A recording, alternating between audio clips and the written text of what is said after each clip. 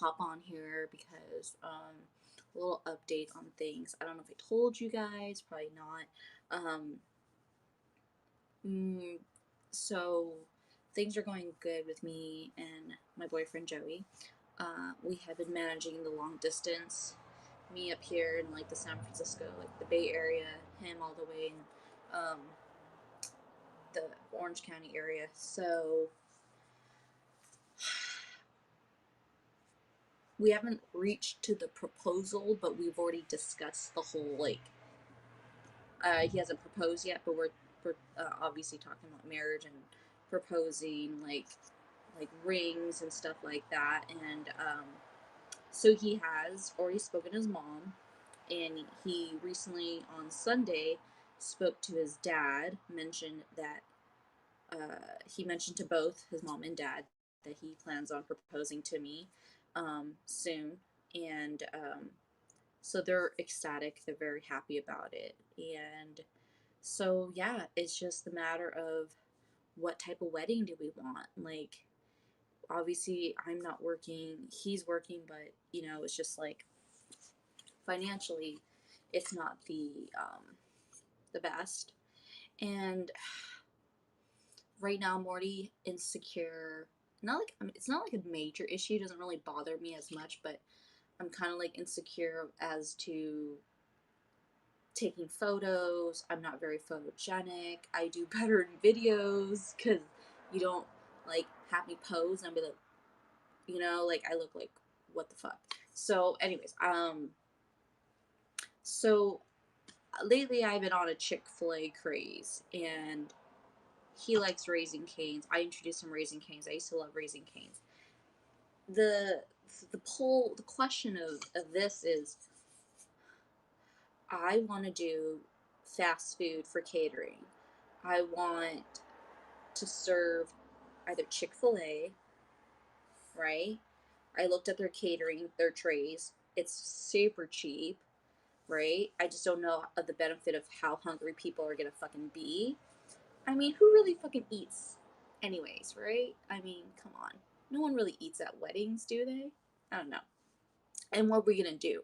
What activities will we do at the wedding to keep people entertained, because it is a celebration. And I mean, I know I'm already gonna ask my brother for his photo booth, because if you guys ever want a photo booth in the Orange County, LA area, more like LA, well, his partner works in Orange County.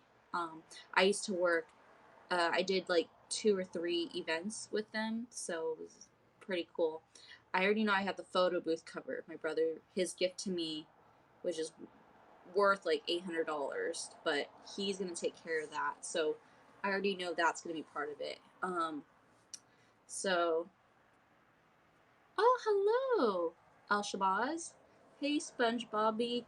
Um, so help me out, guys. If you guys all been married, or had a wedding, any ideas? Like what do you guys regret? What is your biggest regret? Something you want to suggest to me? Something that you regret that you should have done, that you thought was better, that you could have done? Because I don't want to do something that's like regretful. Like, who wants to waste 30? I think it's like usually it portions out to $40 a person to serve food, a plate, like when you do those catering stuff. And I don't want to do that. I don't want to do where it's like, I don't even want to fucking hit $10 a person. You know what I'm saying? Like, I think, to me, I think that's so ridiculous. Uh, oh, you're 19. um, Thank you. So, so his dad's already happy. His dad wants to like throw an engagement party. I'm like, holy, wait, hold up. We haven't even, he hasn't even proposed to me yet, guys. He hasn't, but it's in the plans. Like, it's pretty much definite. Like, he's gonna propose. It's just, obviously I live up here, and I'm trying to lose all my weight at this point. How am I gonna lose 45 pounds? I don't know. You know what I'm saying? Um, but I do want to get the ball rolling, so we know, like, I really don't care, like, I don't want to spend some extravagant thing. Like, I want to be fucking low budget as fucking possible. First, I don't want to go on debt. I want to go on a good vacation. So I'm just thinking in my head, like, where can I go?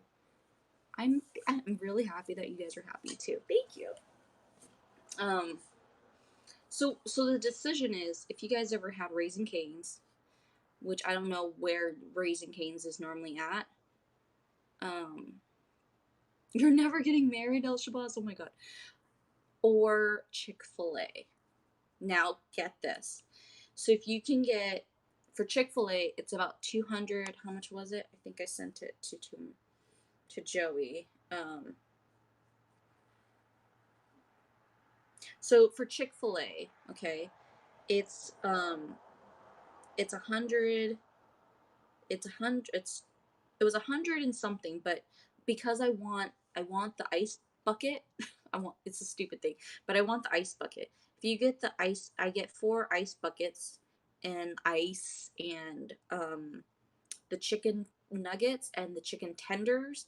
It's gonna cost about $250 because, well, I don't think you tip them, so $240.62, right? So, but we're gonna and then sauces too. We're buying like sauces.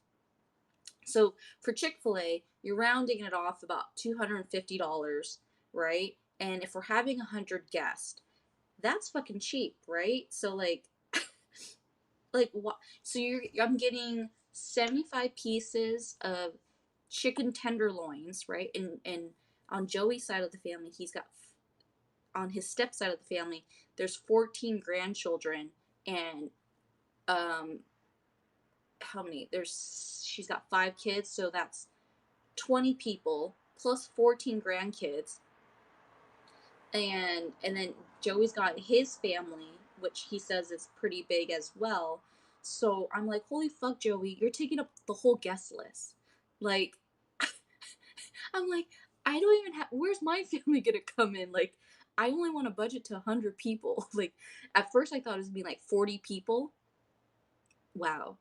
You have like that much. Yeah, that's a huge family.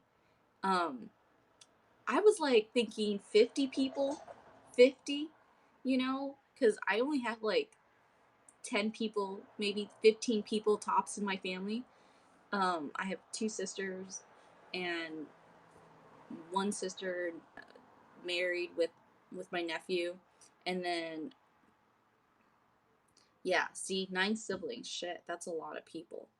Um, Joey's an only child, but he's got 5 step siblings, and those 5 step siblings have fucking kids too. So he's got like step nieces, and then also those step nieces also have fucking kids as well. So it's like, whoa, what the fuck, right? So it's a lot of fucking kids. I don't even know. And then but anyways, holy shit, 11 fucking kids. SpongeBob? Oh god.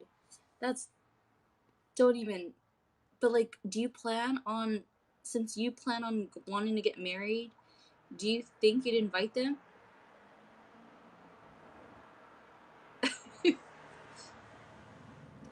Oh, okay, yeah. Well, okay, see, so, and this is where Chick-fil-A comes in with chicken nuggets, right? They have the chicken nuggets, right? So the chicken nuggets are only, I think it's $60 to get 120 chicken nuggets. For $60, you get 120 chicken nuggets. That's fucking amazing. I'll do that for $60. So you break it down. You got $60 for 120 chicken nuggets. Hey Pace, how are you? And this is me at a budget. Okay, this is like, when I get married. When if I ever At this point, I think it's very serious at this point. So when I get married, I think literally budget as fuck. I don't give a shit how ghetto people tell me. It's like, I'm the one paying the fucking bill. I'm doing very well, Pace. Um, but anyways, so yeah, chicken nuggets are $60, and if you do 75 chicken tenders, right? If you do the chicken tenders, that is $100. It's $99 for 75 chicken tenders, right? you're thinking about how many people are really gonna eat chicken tenders, right? Like, there's 100 guests, but there's a lot of children. Majority of that would be 75 guests. Take some chicken nuggets, take maybe a chicken tender. You know, no one's gonna eat that many chicken nuggets, do you think? And then you'll add some salad to it, add some veggies and some fruit, you know, which is so cheap. I can go to Costco and get like a bunch of big salads. Yeah. So those kids better not no fucking waste my chicken nuggets, by the way. You're not gonna fucking waste my chicken nuggets. Um, but either way, if you think about it, food wise, like, cause you know it's fucking wasteful. Don't think there's not enough chicken nuggets for everybody. Okay, I'm only ordering 120 chicken nuggets. Okay, that's all I'm ordering, 120. If I want to go more, it's gonna be more money, and I don't know. I don't know if I have a budget for that, cause I need budget for drinking. I need a budget for alcohol, which everything's gonna be at Costco or whatever's the best deal. You know, like if I go to Bevmo and there's a deal where you spend over $40, you get like, or you know, sometimes those places say like, hey, if you spend over this amount of money, you get $50 off or whatever. Like, that's where I'm going that day. You know, but you got to remember Chick-fil-A. Chick-fil-A has the Chick-fil-A sauce, which I actually like the Chick-fil-A sauce too, though. So that's really good stuff. If you've never had Chick-fil-A, Chick-fil-A has some good sauce. But anyways, the nuggets, yes. Hey, Alex. Oh God. Um, yeah. So we're gonna get alcohol, obviously, and we're going to Costco. I'm going to business Costco. I'm gonna buy like those individual bottles. Okay, cool. I went to a wedding by mistake on my end, considering my replacement at work didn't show up, and I ended up having to work drunk. Yeah, that is, you know what? Fuck it. I mean, oh, thank you, Alex. You know, so yeah, I think that, and then Raising Canes is even cheap too. Raising Canes is $99 for um chicken. I think you get chicken nuggets as well, or what was it? It was no. You just get 100 chicken tenders for $111. Alex, the wedding's for me. I'm planning my wedding. Wedding for who? For me. I'm just the wedding's gonna happen. This is probably a big milestone. This is probably a big milestone. I don't know if you guys realize this. For years. Yes, Joey. It's gonna be with Joey. Um, so, you know, I mean, yeah. So, I mean, I don't, yeah. So, yes, most likely Joey. It's pretty much, unless he dies and then, you know, then the wedding's off because apparently my husband's gonna be gone. But, anyways, so yeah, so if we're gonna do, okay, okay, SpongeBob. Okay, I take it back. I take it back. All right, he's not gonna be gone. Um, Yep, I'm pretty much there. So we're just thinking about budget wise. I think I'd rather get um married as soon as possible, but but we can't do that just because I live up here. I live in San Francisco and he lives in Orange County. So we're trying to it'll probably be sometime when me and him find our own place and then we get married, you know? All right. Bye, El Shabazz. Thanks for joining. Really appreciate it. Yeah, so we're gonna move in together. That's the plan. We're gonna move in together, and we're going to then at that point we'll probably plan the wedding. Um, oh, it's been on since April, Alex. Yeah, I haven't really updated you guys on that. It's my fault. I've been slacking off. Bye, Al Shabazz. I've been slacking off on that stuff, So, yeah, no, things have been going really good. So, yeah. Ah, yeah. So he showed up one day on my story. Um, yeah, and yeah, he's already talked to his parents, and they know about him planning on, like, proposing and us getting married. They're super happy about it. Um, to the point where his dad already wants to throw us an engagement party. And I'm like, hold on, hold on, hold on. Let's let me lose 45 pounds first, so I can be a lot lighter.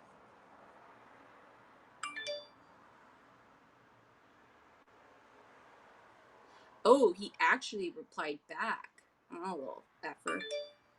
Okay. Anyways, um, they're not rich, but they they're they have a house. His mom's not rich, but his dad, on the other hand, is just just like a regular middle class family. They're not well off though. They I think they all want him married. I think at this point they're just happy that I'm literally the first girlfriend he's ever introduced to his family.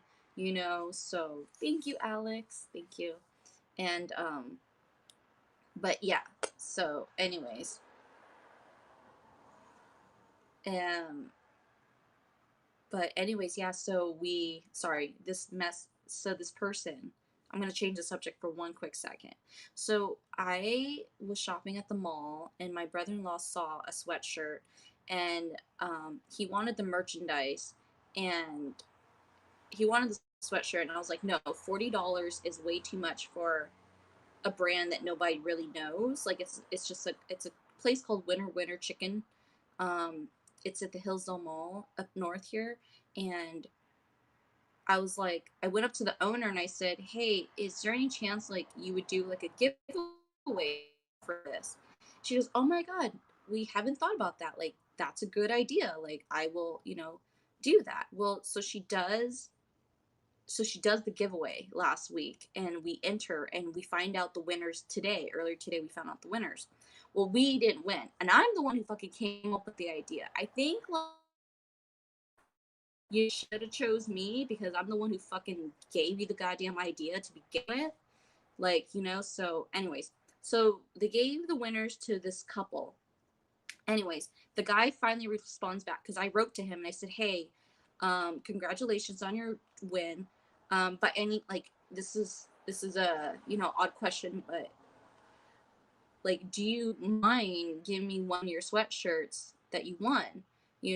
And just because I actually originally started the giveaway, like, I actually mentioned the giveaway to the owner that day. His response right now, this is so random, I know. So his response right now said, sorry, but we too love their food and want to keep our sweatshirts. $40 is a small price to pay to support a place you love. That was his answer. He said it's a small price to pay. Okay, I don't know how good their sweatshirt is, but $40 is a bit high for a sweatshirt, in my opinion. I think it's he did throw a little shade. No, like I said, my brother-in-law wanted the sweatshirt, but I told him that it's too much. Like, don't put like you're paying for like random merchandise, you know what I'm saying? And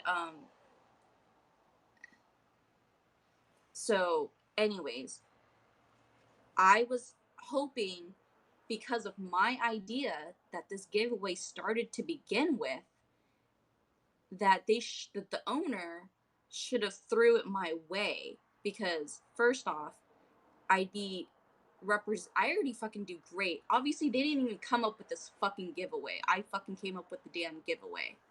Like, they didn't even advertise their merchandise, nothing.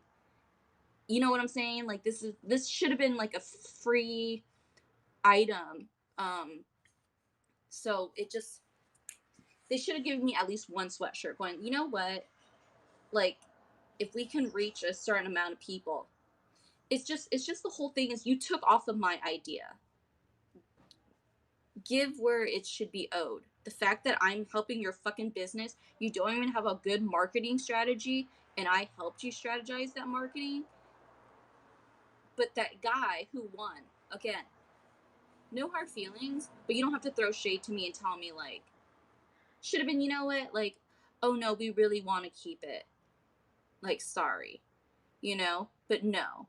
Like, come on. Are you fucking kidding me? All right, fine. Like, the fact that I came up with the whole idea, sure, but wow, you couldn't even just fucking do it. Anyways, that's his choice. If he wants to keep the sweatshirt, but you didn't have to type that it's a small price to pay for to support a small business. Like, I fucking know. Obviously, I'm the one who fucking suggested it. If I didn't suggest it as an idea to grow your business, then they wouldn't have had that contest to begin with. You wouldn't even have won a fucking sweatshirt. You wouldn't even have won the fucking sweatshirt, okay? If it's a small price to pay, why don't you pay the $40 to support the business? Why don't you fucking pay it, fucker? Again, just, let that out. Just letting it out. You know what I'm saying? I'm just, like, you don't be condescending to me. You don't talk to me that way, telling me that I should pay $40. All you had to do, people have to be so dumb. Like, all I asked was, like, would you do it? You don't have to throw it in my fucking face saying it's a small price to pay. I'd be like, okay, little fucker. Then you pay the $40. How about that? How about that? You pay the $40. If it's such a small fucking price to pay, why don't you have a fucking jacket of yourself? Why are you entering this contest then? If all you need is the $50 gift card. Did I buy? No, we're not talking about that. We're talking about wedding stuff. Do you not read the title page of my whole thing? Okay, so, but just common sense, guys. Like, if you're gonna throw shit at me, I'm gonna throw shit back at you. Okay? Don't throw shit at me and fucking tell me I should pay something when, you know what? Why the fuck do you not have your own sweatshirt then? Okay? You could keep your fucking $50 gift card, okay? You could keep one sweatshirt, okay? Give it to, fuck, I'll pay you $20 for the sweatshirt. But you don't have to tell me it's a small price to pay. I'm sorry, $40 is pretty unreasonable. Like, I wouldn't pay for that. I think $25 is okay, but I again, I'm like budget crazy. I think what the value is worth, and that's the value I see. I don't pay for things that I don't feel like valuable to me. And again, this is not for me, this is for my brother-in-law. That's it. You just read the title and said Michelle King. You got excited. Oh God. Okay, so let's go back to the wedding plans, shall we? Let's just go back. Let's just go back. Let's just. I had to let that go. I had to, like. I hate when people say things like that.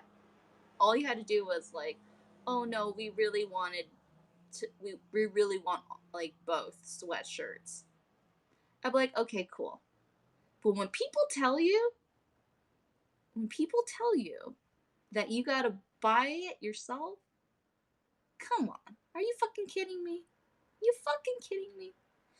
Um, so, so in a way, we have discussed marriage and we have discussed. We don't have the wedding date because I don't live with him. So we need to like live together first and then we'll get the wedding.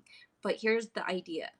I was telling everyone, Pace, that the idea for the wedding is Chick-fil-A or Raising Cane's.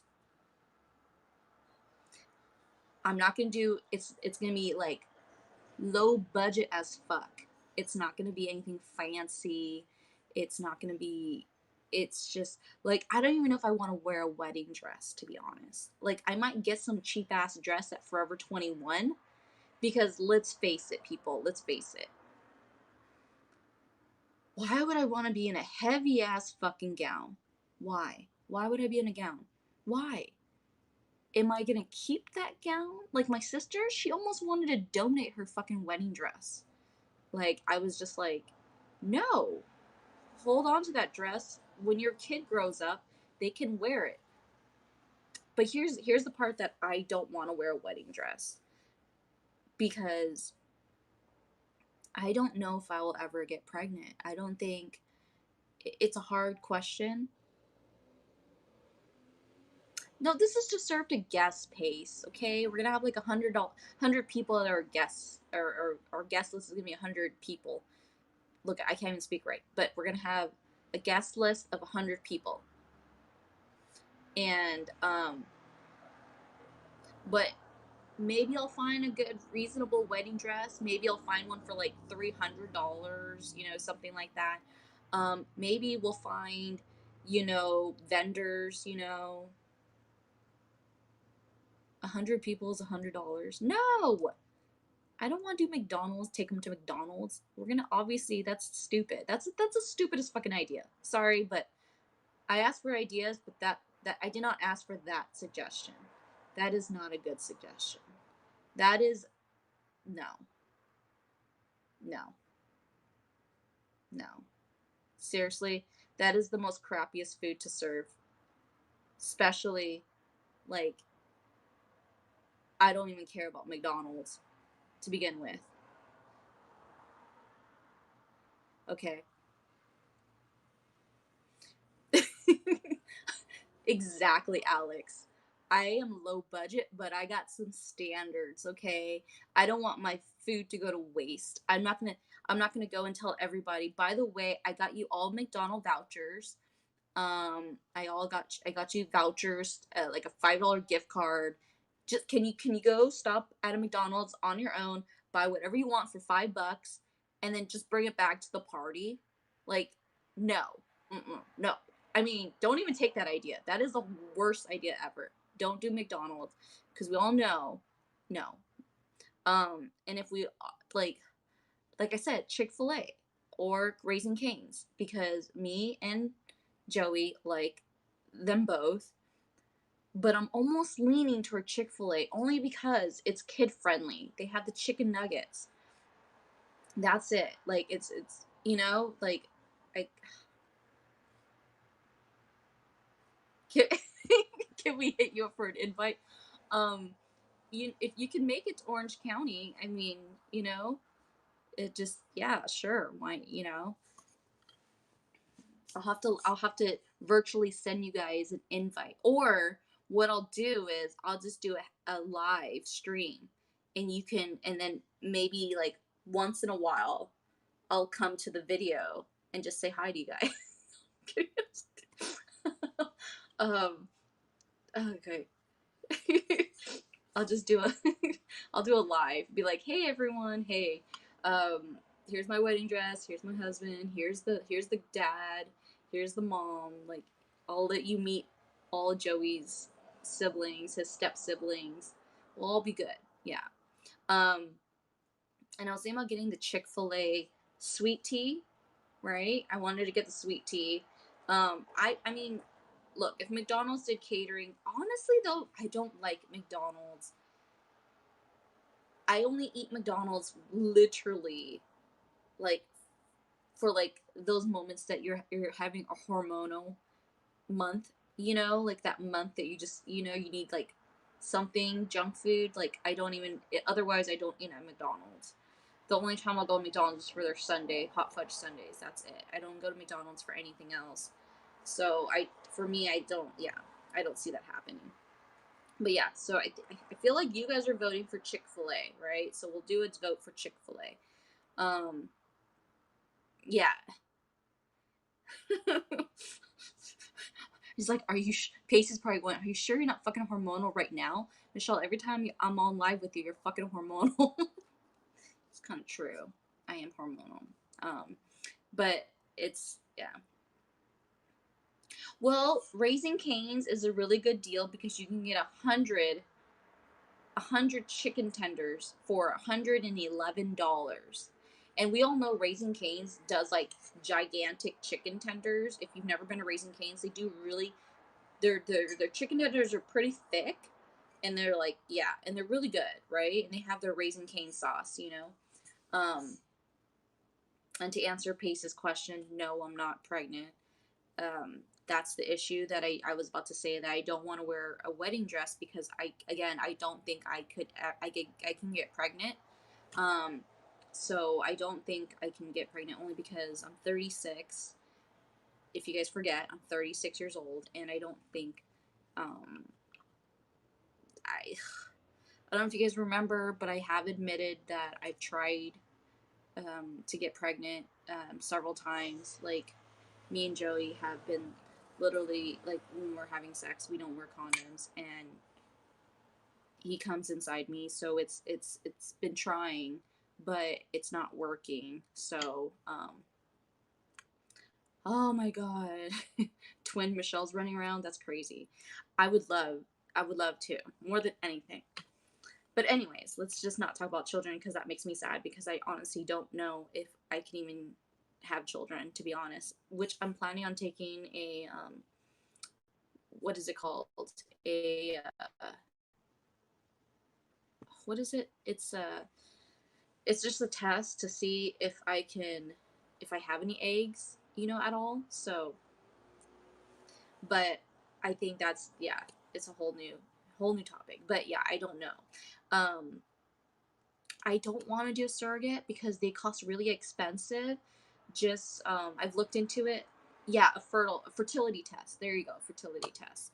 I've looked into fertility tests. I'm gonna look into that. So I'm gonna take that, and Joey's gonna take a sperm um, test too. He's gonna take. So I'm gonna see him next week on the 20th. I have a dentist appointment um, in LA, and so I'm gonna go. And when I see him, he's gonna take the sperm test first to see if he even has sperm to give me. And then if he does have, you know, a good sperm count, uh, then, well, that's why we're checking on Joey first, because, you know, I mean, I've been letting him come in me for months now, since fucking October. Nothing's happening. Like, literally, I would do it when I'm ovulating too. But I mean, my calendar on ovulation could be different too. It could be, I could be wrong. Like, my ovulation date could be like completely wrong as well. You know, I mean, not none of those apps are accurate, so we don't know. So we're gonna take the sperm test, and that's on the 20th, and then we're gonna, after that, we're, if not, he's gonna buy the fertility test, and we're gonna take that too. um yeah. So question from Alex. So here's the thing. I have done, I haven't really done it with other partners. I tried once, but I wasn't ovulating that time, and but I did get scared, and I was just getting off my birth control, so usually it doesn't happen right away.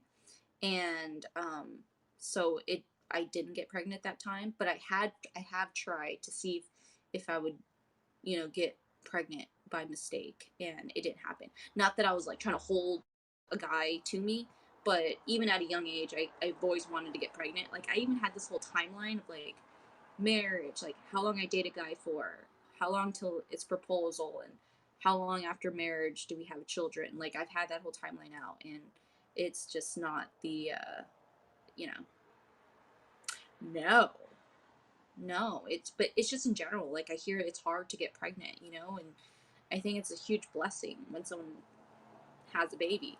So I mean, all those times that I didn't get pregnant, I honestly tell myself, like when I'm not even trying, like, but you know, we don't wear, sometimes, like with previous partners, we don't wear condoms. um and Pace is off. This is not a joke. Like, it really hurts me right now for you saying stuff like that, because I really do want a baby. So right now you're actually hurting my feelings, because I want him to I have sperm and I want to have eggs. So what you're saying is very hurtful right now. So it's not a joke when you talk about people trying to want to have babies. So I'm just hurt right now that you're even talking about this. And thank you for SpongeBob for actually understanding, and Alex for not saying, not joking like that, because that's not a joke. So, anyways, again, I'm 36. I don't know if I even have eggs, and I don't know if Joey's even got sperm. So, that's why we're doing this, and we're trying to check if we're even both. If we are not, I will have to do a hard, long thought about surrogacy or IVF, but it is not cheap. It's expensive, and I want to have my own children. I want to have my own experience giving birth. You know what I'm saying? Like I want to have my own experience giving birth. So, anyways, I just don't want. I've always wanted to have kids, and it just sucks that like. But then at the same time, I feel like every time I've never gotten accidental birth, I feel like it's like God saying, "You're not ready for this. You're not ready for this." You know. So in my head, I always feel like there's a reason why, because God doesn't want me to have a child. Maybe not now, maybe later, who knows? But I just have to do my steps and make sure, we, check off all the boxes, and then once we know, once we go and see a fertility clinic, check when I'm ovulating, get everything done, like Joey's good, I'm good, like I have eggs, he's got sperm, you know, we'll have to just literally go and check when I'm ovulating and try like to do that. But that's the only reason why. Like, it sucks because I really love Joey, but at the same time, I really want someone that obviously can give me children. But I might be the one that can't give children. I might not be the one, and I don't know. I'm just like, you want it all. You want to get married and you want to have kids, but. And so when I look at other people have kids and get pregnant, I'm like, I hope they know how lucky they are. I know I don't really talk about it, but it's just the older I get, the more like that's why I love my nephew so much, and I'm like, I love him, and I'll be here taking care of him up north, and it's just like I love kids, and I just wish I had my own. Yeah, so I don't even mean to have a whole crying session, to be honest, but I don't know. I but I appreciate it. I appreciate it, and I didn't want this to be a crying like live stream, but now I'm like, oh, great. But yeah, I didn't want to like talk about it because I just want to talk about like getting through with the wedding. You know, I I hope. I mean, I pray that everything's okay. But I can't worry about it. But when people are making jokes about that, and imagine it's true. Like, you know how hurtful that is. Like, it's not a joking matter, especially if something I really want. Like, I want it. And like, honestly, I know there's that conspiracy people. I know there's that fucking conspiracy. Like, if you take the COVID vaccine, um, I've heard rumors that like it can like cause problems for people to get pregnant. And so that worries me because I got the vaccine. I took the vaccine. I took Pfizer vaccine. And it kind of makes me nervous. Like, is that true? I mean, but I just hope yeah, I really hope it's not true, but how can we prove it? There's no proof to that. So, I mean, I did kind of like go on the whole thing about like online and ask some friends and for suggestions, like who has gotten the vaccine and months later, is pregnant, and so I've gotten some good word from my friends who have said, who answered to her post and said like they've gotten pregnant, and um, but it's just scary, because like I'm like, great, what if I just ruined my fucking chances because we took the fucking vaccine. So I hope, I just hope. God, okay, all right. I think I've like snotted off a little bit into my tissue. Thank God I had my tissue like right here. Um, so, but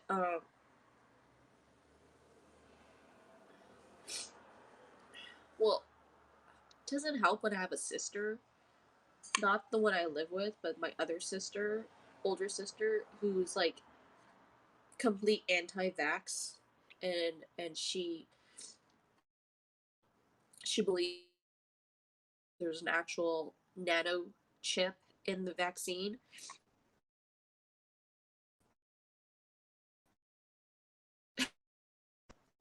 Oh, I know. That, yeah. So from raising, it's cheaper. It has bigger chicken, and it's you get versus Chick-fil-A costs $99 for 75 chicken tenders. So you get $25 or 25 more chicken tenders for like $31 more. Am I saying that right? Yeah, Raising Cane's is $31 more, but you also get 25 chicken tenders more. You get more chicken tenders than Chick-fil-A. Chick-fil-A you only get 75 for $99. And then I was gonna order the chicken nuggets, which is 120 chicken nuggets for $60 because of the kids. The kids are gonna be, if they were coming to the wedding, it'd be $60 for the. So then we get that, and then we would get Costco, which would be the alcohol, unless another location has like a better discount, But I trust Costco just because you get a really better value on vodka. Um, I think rum. I think Joey likes rum. Um, so we would probably do rum just because he likes that. And obviously, we can just buy like juice as mixers and soda. Everybody loves soda. So it'd be like stocked up with soda. And we'd probably go to Costco Business just because they have a lot of those. Costco businesses. Um, oh, thank you, person, unverified user. Um, the Costco has like individual cans, like the tiny cans, and I think that'd be like easier to transfer. And what would be cool is by me buying those Raising Cane ice buckets, I would put the sodas in there. Okay, I hope you guys are not feeling bad for me, but I appreciate that, Randy. Thank you. Um, so they would, so I'd put in the this different types of sodas in those ice buckets, like, and fill it up with like layers of ice and stuff, and with the Chick-fil-A. So I would probably do that if I were to do the wedding, and it'd be a whole Chick-fil-A theme. If it's Chick-fil-A food, and then I would just go to Costco and buy like the salads or something, or and just serve it there, like regular salads or Caesar salads, whatever the case it is. I would order the salads just because there might be people that are vegetarian or not chicken fans. I don't know who would not be a chicken fan, but everybody's a chicken fan. Um, I mean, is anybody here a chicken fan? Like, So, yeah. So I think people would be like, yeah, we got some Chick-fil-A today. Um,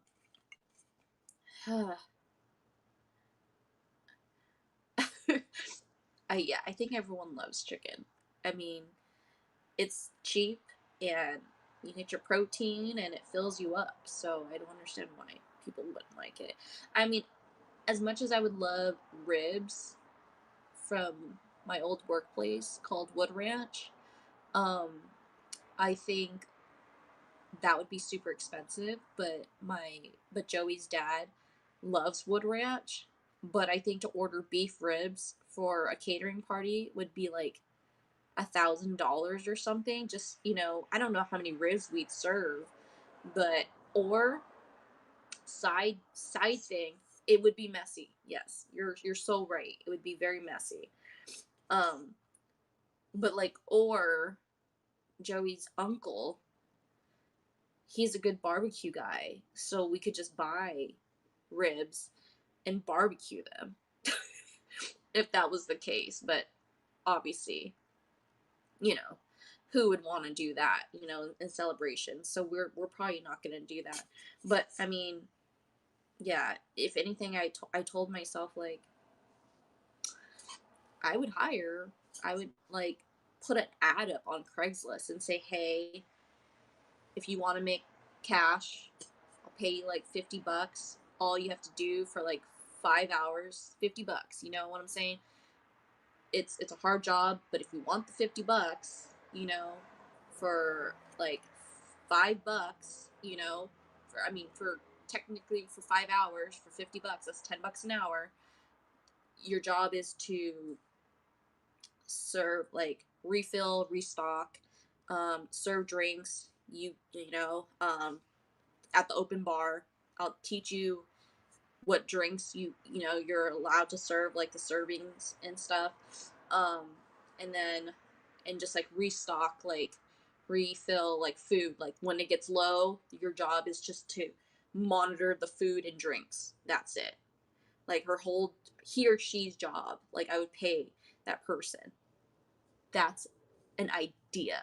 If I was being budget as fuck. If I was being budget as fuck, I would pay someone and I would be like, any tips you make that night is yours, like, um, but that would be your job. So, and yeah, I would just have, and then, just wear something cute, like wear like a dress or something because it's a wedding. Like it's gonna most likely be like a backyard wedding or whatever. But um, if I literally had to be low key budget, I would, and Joey would go with it because he knows how budget I am on stuff. Um, I'm thinking Joey's dad's house because he has a pool, but they like to have parties at their house anyways. So it'd probably be either Joey's dad house or I would rent a place. Whoever lived at like one of those apartments that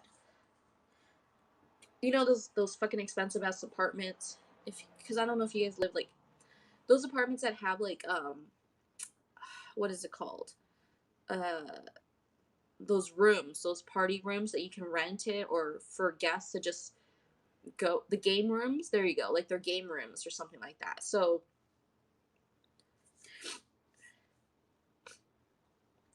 like if I know a friend that lives at a place that has um people can swim when it's hot, yeah, I think it'd be fun. I think it'd be cool. um and as like possibly as wedding gifts, this would be the most, I don't, well, think, yeah, I think if we were to do a pool party, we would get some cheap towels and we'd put like, I don't know, some kind of stupid date. I mean, who doesn't need a fucking towel, right? Who doesn't fucking need a towel? They'll always wipe their asses, dry their bodies, and a reminder of Joey Michelle's wedding, and I'll have a date on it. I don't know. So, can get them like a beach towel or whatever, so like as a parting gift. You know what I'm saying?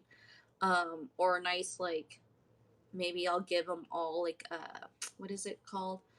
I love insulated bags. So as a wedding gift, maybe I'll give like insulated bags with our logo on it, or just something, simple, as gifts, because who doesn't need a fucking insulated bag for lunch? You know what I'm saying?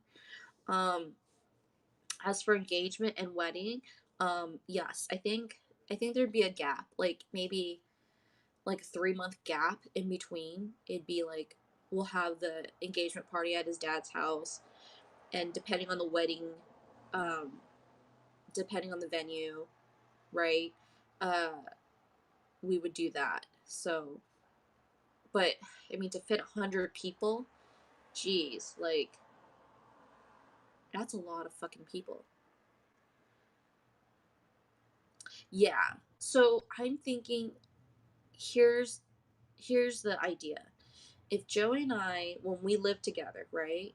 Depending on where we live, if the place we live at offers like those game rooms or whatever's, right? Those things that we can rent out, those usually cost about $300 for the day.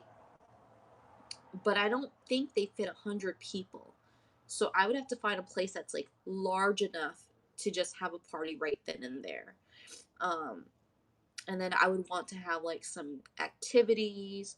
Um, and then like I don't know if most of you guys missed it, but my brother owns a photo booth, so that would be his gift to me, which is already worth like $700 when you rent a photo booth for like 3 hours, so people could take their photos. It all the only thing Joey and I would have to pay for is obviously the film, like the print, maybe the ink and the photo paper.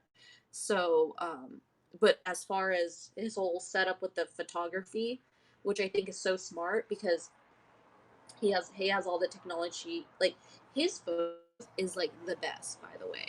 I don't like I Yeah, it's called Broto Booth, and it's like literally the most. I think it's like the photos come out really nice. So I think that'd be like really great. So I think I still want the photo booth no matter what. If people think it's like outdated, no. I really like my brother's photo booth, so this is what I want. Um so anyways, I want the photo booth, and um definitely want fruit veggies at the party just for anyone that's got like dietary stuff. And we'll have different sodas, we'll have bottles of water. Um and then yeah, and then we'll just do like either fancy or either regular white paper plates, or because paper's easier to do, or plastic clear plates, for people to eat on. And then we would have to rent out like tables so that everyone could sit down. And then when we do like a champagne toast, like I will work this fucking girl, depending on how much work I give her. Maybe I'll pay 2 people, so I'll pay $50 each person. Um, I don't know. Whoever wants to make extra $50, they can do that. He well, I mean, we talk about it. It's not like we don't talk about it. But he's really bad at budgeting, and I am. So he talks to me about like what his dad wants to do, like to give us, and but I think I'm going based of our personalities, and Joey and I aren't like big at like attention wise. Like we don't really care, but he does want his family there, so he's definitely voiced that out, that he definitely wants his family, like his whole entire family, invited to, because obviously this is our first his first wedding, our first big event in our life. So he definitely wants to be known to it, and I definitely involve him with the whole food. Like he tells me like, yeah, my aunt, or my stepsister-in-law. Yeah, we want low key but memorable, but it's hard to do that because his family is so his dad married a Hispanic woman, so you got like his whole step side of the family is Hispanic, and then his mom's side, right? Because his dad married, and they're like family because he's known them since he was a kid. So his dad has a small family, but his wife, which is Joey's stepmom has a huge fucking family, which which they completely are the ones taking up the fucking guest list pretty much. And then me, I have like maybe 15, family members. Let me see. I have, let's just say my two sisters, my brother-in-law, my mom, my aunt, my uncle, my two uncles, and my uncle's wife, and I have what? Oh, and then I have my cousin, my cousin's girlfriend. So yeah, and then think about it. Let's say I have 10, so 10 family members, and then little kids. My uncle's kids, which is like, he's got two kids right now, just two, thank God. Um, so that's 12 people, I would say. Um, or so 13 people plus my little nephew, but I mean, he's not gonna eat anything. Let's see.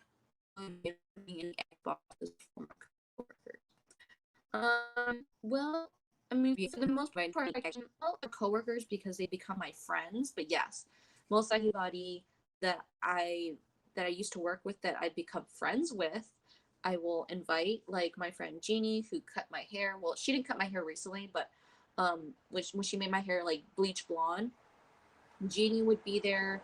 I would invite her. Jeannie actually knows Joey's step family. Jeannie grew up next door to Joey's stepmom when she was married at the time, before Joey's dad met. So it's crazy, small world, right? So Jeannie is definitely gonna come, um, and she could probably do my hair. I really don't. I don't need hair done, to be honest. I hate hairspray and crap in my hair. Like, um, but maybe I'll get my makeup professionally done, just because again, I hate photography. I hate looking. I When I do my own makeup, I don't look very nice, so I don't really do it. But anyways, um, so yeah, probably I'll get a professional person to do my makeup because there's no way fucking hell. And my hair, I mean, anytime someone does my hair, I honestly feel like it's all over my face, you know? Um, I just don't really like it. But yeah, I would try to find. And then, so let's say I have 13 siblings, right? Or family members. I have 13. Um, yeah. So the only time I would have a huge family if I invited my dad's family. And my dad had 11 siblings. So that means I have like 10 uncles or 10 aunts and uncles. One uncle still stayed in Vietnam, so he won't be coming obviously to the wedding.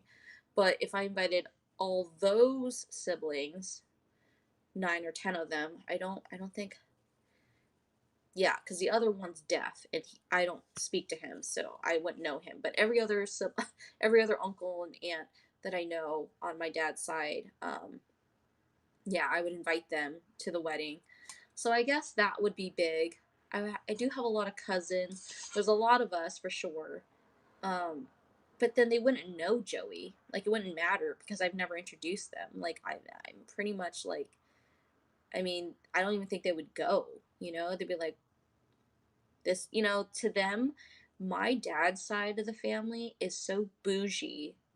They'd be like, what the fuck is this crap? Chick-fil-A? They'd be like, the hell? Like, oh my God. So, yeah, I don't think I would invite my dad's side of the family just because they're so bougie. Like, yeah, so bougie. I mean, I can't. Yeah, no.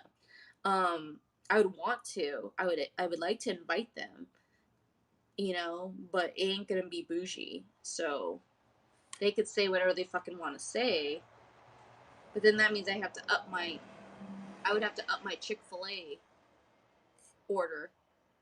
I would have to bump my order. I would, yeah, I would have to do that. My family on my dad's side, my cousins and them, they would do seafood. They would be doing like lobster, crab, scallops, shrimp, fish. Like they would have steamed fish and stuff. So they're too much. They're just too much. I can't do that. Mm-mm. Nope, can't do that. So I would, yeah, but yeah, I would figure it out. You know what I kind of want though? I would like to have ice cream as dessert. I love Haagen Dazs, and I think I would love to have Haagen Dazs like served at my wedding. Um, I love cake though too. Don't get me wrong, cakes like I love cake, but if we have like a wedding, if it was, I think ice cream. Well, we can have both. We can do ice cream for the kids and cake because look, I feel like nobody eats fucking cake these days. But if it's ice cream, people will go for it. Cake, yes, cake will be there. I love cake, so cake will be there. But cake is only going to be there for me. It's only going to like I will make a a cake that can only feed like 15 slices or whatever a slice of cake does. Like it'll be a cake just for me. Nobody else is having this cake. It's just me and every person I know, every person that I know that loves cake will have cake.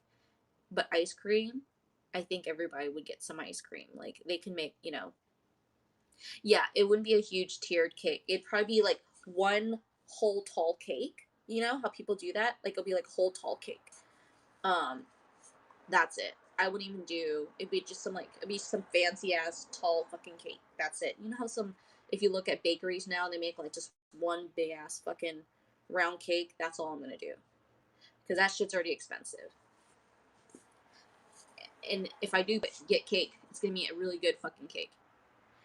Um, for the ice cream, I love just regular vanilla Haagen Dazs or strawberry Haagen Dazs. But for ice cream, what I would do is get most likely Joey just likes vanilla, which is so lame, but he likes vanilla. So I would go to I don't know if you guys know Rite Aid. Their vanilla just has like a nice creamy and it doesn't have a lingering though. But I will go and get regular vanilla. It's vanilla. Of course there's nothing to it. It's just vanilla. Um Rite Aid. I don't know if you guys ever shopped at Rite Aid before for their ice cream, right? So if you go Rite Aid, um, from time to time, Rite Aid sells those big ass the ice cream they serve at Rite Aid, right? It used to be Thrifties, right? So it's called Thrifties ice cream. Well, the ice cream that they serve to you by the cone in those big ass bins, they actually sell that at Rite Aid. So the day if I ever get married, I will buy those big ass things to store. So I'll just have to store those big things. I have a freezer box, right? I actually own a freezer box. So I'll put like two flavors. I'll do like a vanilla flavor and I'll do maybe like chocolate chip or I don't know. I don't know how many I can fit in my freezer box. I don't think I can fit that many in my freezer box, but what it would be is that like everybody if they choose vanilla, they get to add like chocolate syrup on top with like whipped cream or marshmallows or chocolate chip, like or maybe I should get like I don't know. I don't know. I would have to do a survey of the most rated like ice cream flavor, and then that would determine what ice cream I would get. Like if I were to do that, I would send them all a survey. Like, okay, I'm planning the wedding, and I need to know what ice cream flavor you would like. Do you prefer no ice cream? And if you did prefer ice cream, choose the flavor you'd want below. Um, because obviously it'd be a flavor that I would like, and I would keep them because I have a freezer box to keep them in. So I'd keep them it after the wedding. If like nobody finished the ice cream, I'll fucking finish the ice cream. Um, so that's probably what I would do. So I would do that. So yeah, I do a Thrifties ice cream. Maybe I wouldn't do vanilla, honestly. I think that's so boring. Because like, who the fuck wants vanilla? They'll probably want the most popular ones, which is like either mint and chip or cookies and cream or chocolate chip. Like those are the ones that people vote for anyways, right? So, but as for cakes, oh, man, there was this like delicious Hawaiian, like the people that do Hawaiian bread, the the Hawaiian bread. I think it's called Hawaii bread. I don't, well, the Hawaiian bread, right? The company, they make bread. Well, they also make cakes. And my brother, who has the photo booth company, I remember at his wedding, they had the cake. Oh my fucking god, it was so good. Really, really good. And it's the Asian cake where the cake is like a soft like sponge cake, and it was really good whipped cream with some fresh strawberries, but it was layered with like strawberries, mango, and like passion fruit or something. Think it was just like the common flavors that you put in a fruit cake, a fruit cream or whipped cream fruit cake. Anyway, so if that Hawaiian bakery cake is still in business, um, I would want that cake. Well, I mean, of course, me and Joey would decide if that cake was still in our taste buds, but I think I would want that cake. So, but yeah, we would probably just do a whole is it called a wedding reception party? So we probably would skip the ceremony. Um, we would not do a ceremony. It would be more like people come to the party. I don't know what the correct term is, but just where they actually fucking come and celebrate us um and you know what DJ I'm gonna use. Well, DJ's pretty much gonna be a Spotify playlist. We're gonna put Joey's music on that playlist. I'm gonna put my music I like on that playlist, and we're just gonna mix it up, and we're just gonna add it on. We're gonna plug it into like speakers, and we're just gonna play our Spotify playlist. No DJ needed. Just gonna play this fucking playlist on repeat. We're gonna try to put like, I don't know, so many songs. Have I been to tons of weddings? No, I have not. Why? Does it sound like I have been? I'm only thinking of things that I have. So these are the things that I have told people when I started this stream. I asked people to please give me, if you have been married, give me anything you wish that you regretted that you didn't do at the wedding that you think I should do at my wedding. But given the fact that mine is a low budget, um, you feel like you'd be invited to a lot. Oh, I see.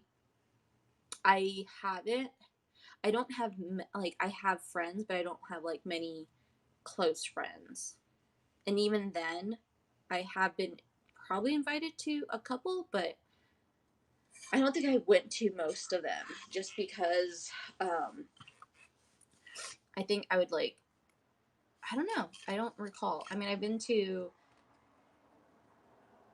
three three friends and my best friend's wedding.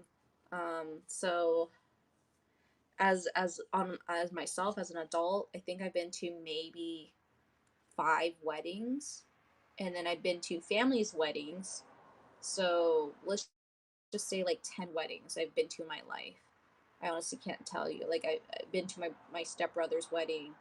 Um, I've been to like 10, but even then, you know. No, I have not discussed even. I haven't even discussed Joey proposing to me. I haven't even told her about that. Um, I'm waiting to tell her when he actually does do it. I don't want to tell her now. I don't want to say anything until it actually happens. Um, and yeah, so I'm not gonna tell her until like later on down the line. Um, she doesn't like him just because, like you said, me and Joey have been on and off, and so she doesn't like that.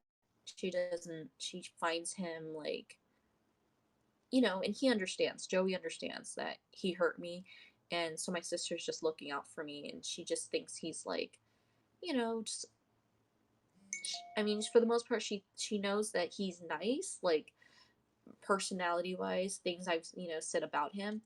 Um, I know I thought he was done too, but so far he understands emotionally, mentally, physically what I can and can't handle. So yeah, we do.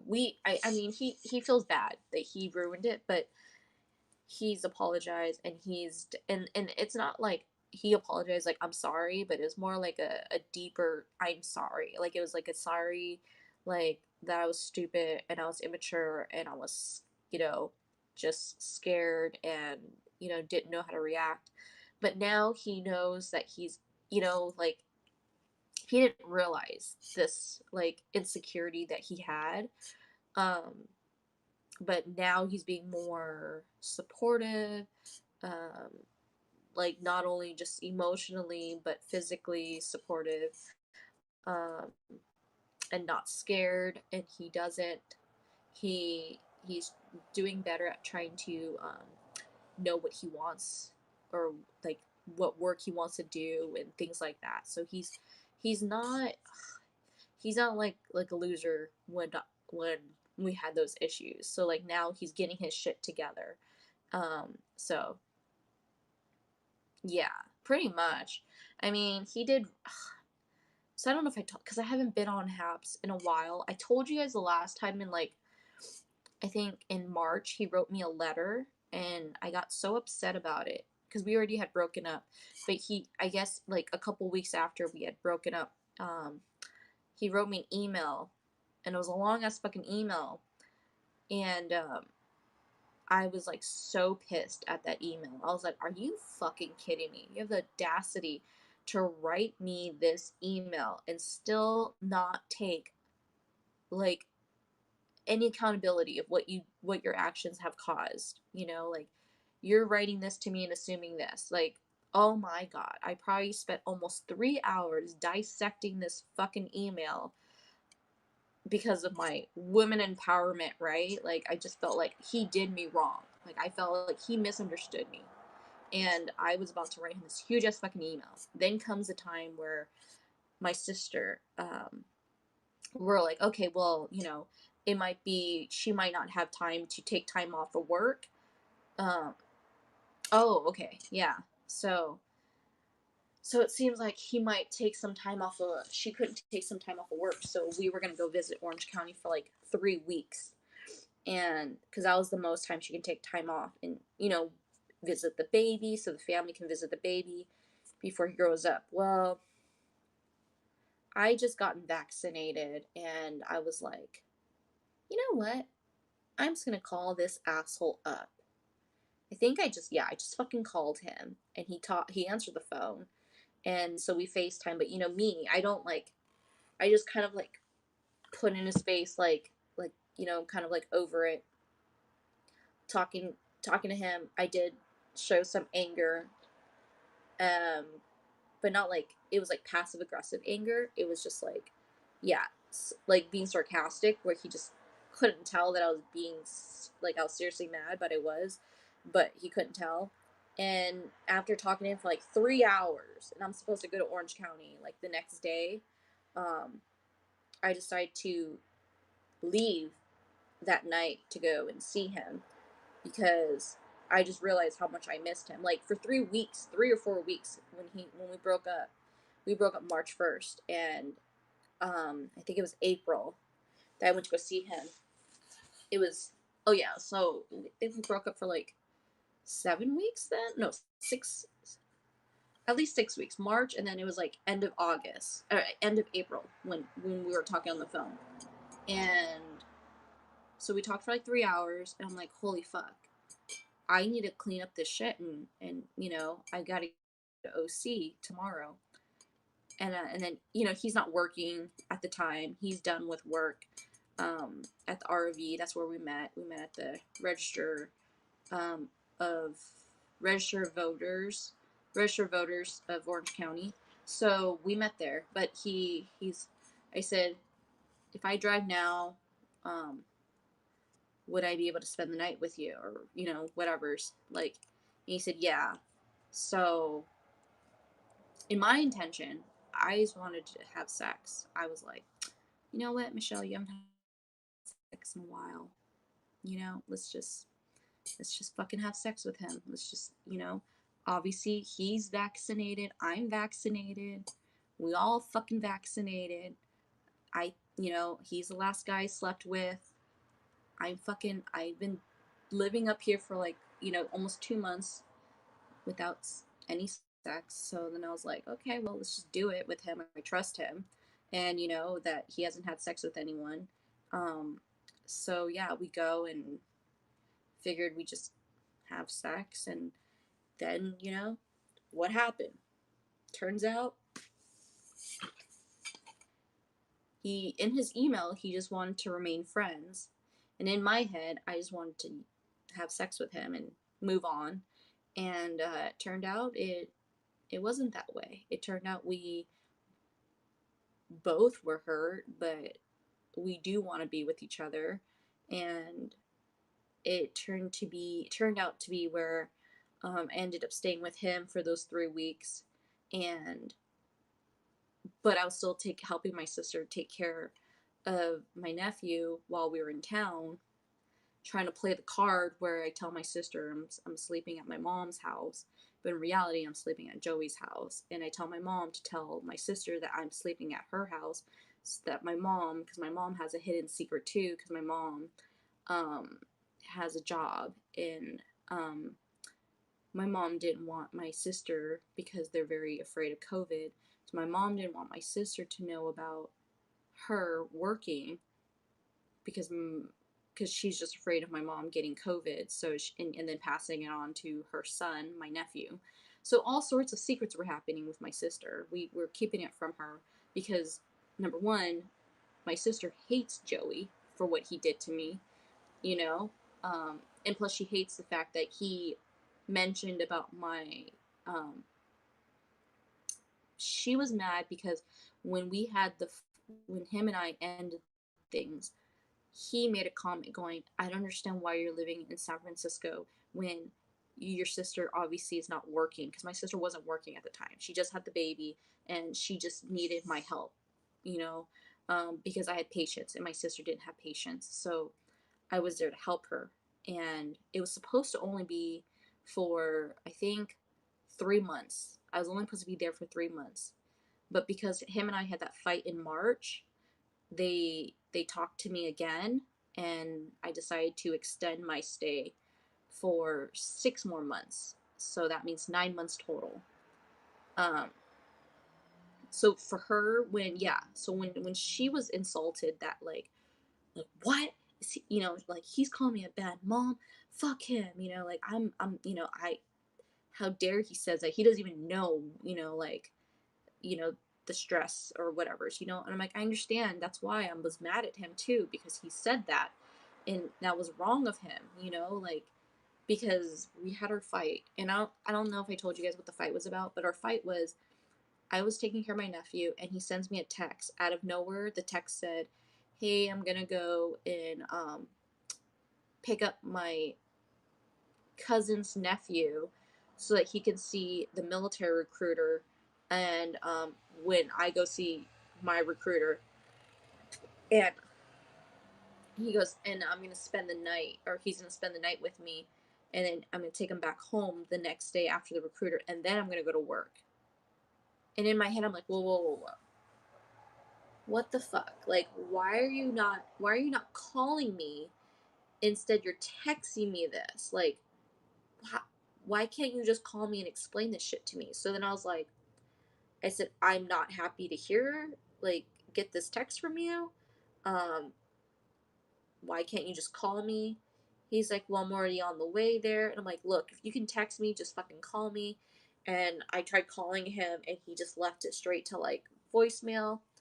So he made it sound like, in his text, he made it sound like he was reluctant and unhappy to do this favor for his cousin's nephew, to take him with him to the recruiter. And so I was mad. I was like mad for him, saying, look, I don't like the sound of this. This guy's 19 years old. If he can't seem to get his life straight, like, it's not your job to help him. It's your cousin's responsibility to take care of his own son. Like, you need to get your shit straight. I don't want to deal with you helping some other fucking loser. Like, you know, like you need to prove to me that you're responsible and that you can get your life straight. So I mean, I lashed out at him. And his comment was like, "Well, look at your sister. You know, you're helping your sister and she can't even, you know." I'm like, "Whoa, whoa, whoa. First off, this is my first nephew. Secondly, you and I broke up at the time. And so when she needed my help, I said, I will, um, yeah, I thought he was wasting time because he was taking a guy that had no, um, what is it called? No goals, no like expectations in life to do anything in his life. He was wasting a time like on somebody who didn't want to do anything in his life. And the kid, and it wasn't like he lived 30 minutes away. So, well, here's the thing. Again, I wasn't hurting his feeling on purpose. I was, if he had called me, it would have been different, but he texted me. And the text message, he made it sound like he didn't want to do this, that he didn't want to um, drive an hour away, like an hour and a half away, to go pick up his cousin's son, bring him back to Orange County because his I don't know if you're in, I don't know, I think you live in Arizona, Alex, right? Yeah, I felt at the time reading his text message, I felt like Joey what didn't want to do it, but he like was volunteer to do it. Like he was an automatic, like, because Joey's too nice. That's the whole thing. Sometimes I feel like Joey's too nice, and he'll just be like they'll be like, "Hey Joey, can you just do this? Like, like get him to go and join the military because you're going to join, like you're trying to go and join the military." And then Joey's like, and he goes like, "Hey man, like really help me out. Like, can you do this? Like, just do this." In my head, had he called me, yeah, I didn't want him to get pushed over. I wanted him to stick up for himself, and I also wanted him to be using his fucking brain. I wanted him to be like, you know what? Um, I'll talk to my recruiter first, and maybe we can set up a better time. But this visit, I have to just do it this time. But like, if he's still serious about it, if he's interested, if he's definitely interested, yeah, no problem. Like, I'll help him out, and I'll take him to see the recruiter.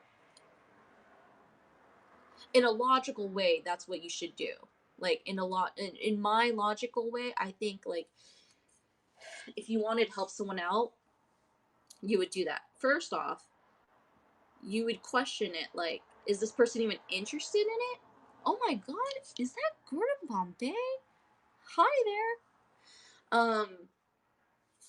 Like, are you even interested in that? You know what I'm saying? Like, are you, like, is that kid even interested, like, in that life, in that field? Like, you want to talk to that person, like, hey, this is what the military's like, was that discussed? Was that even discussed? Like, as my partner, I feel like if you're gonna go and help someone, like, you know but here's the thing, we're doing long distance, and he skipped out on talking to me, right? He literally blew me off, and he didn't even give me a word in. It was just, he made this decision on his own, selfish as fuck again. Like, I don't want someone being selfish. I want them to be selfless. I want them to think about others too, especially if I'm going to be the one, like, I'm like, for us to be, a future together. If you want to have a girlfriend, you gotta, in a way, you gotta put her first. You don't put your fucking cousin's son, who's probably not even interested in joining the military, right? And let's just fast forward to today. That fucking guy is still doing nothing with his life. He did not want to even go. He didn't seem interested, and that's pretty much the truth. Like, why waste your time? Drive an hour and a half away, go pick him up, wake up early in the morning, drive him all the way to like, where was it? It was like Bellflower, right?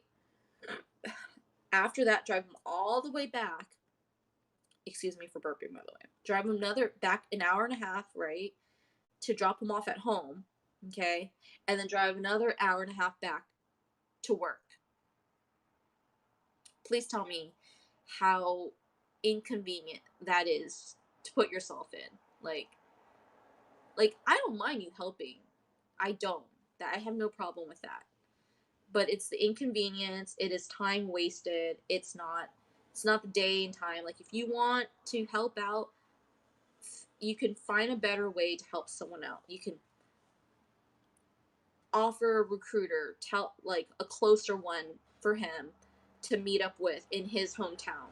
You don't have to drive him across the whole fucking like make a whole fucking triangle, of going places. Like you don't have to fucking do that to go and help someone out. If it's convenient for you, then cool. But this was just a waste of time. Like it was just inconvenient, and it was not cool that he threw my sister, and my nephew in the whole mix too. Like, he it was not. We never even had the call. That's what happened. Like when we broke up that time, on March 1st, we didn't even have the phone call. Literally, he never called me. I called him, it went straight to voicemail, and then I was like what the fuck? Like answer your goddamn phone. And then he didn't respond. And I'm like, you know what? I'm fucking done. Like I'm pissed off now. Like you're an asshole. And then he's like, why the fuck would I want to, like, he cussed back at me, and I was like, whoa, okay, I'm done. And so I think I, like, yeah, I blocked him on social media. To me, it it blew my mind that you didn't have any respect to answer my call to talk to me about this, because it would have been, it wasn't, it was no point to rush it. There's no reason that this kid was needed to go and see the recruiter the day that Joey was going to go see the recruiter. There's no way that that needed to happen. You know what I'm saying? So like, I didn't even get it. But Gordon Bombay, you're in here, and I want to say that wedding plans are in motion. Just saying. So if you have a thought, maybe wedding gifts, that would be great. Okay. Anyways, moving on. So yeah, so that's why we broke up, and then that's what happened. So thank you. Oh yes, you're still here. But yeah, so it's come a long way from that moment to I got thrown in. I mean, Gordon Bombay still owes me like a dance, so he could probably come to the wedding because he lives in San Diego, so he can come to the wedding if he wanted to, and just bring me a nice gift. That's it.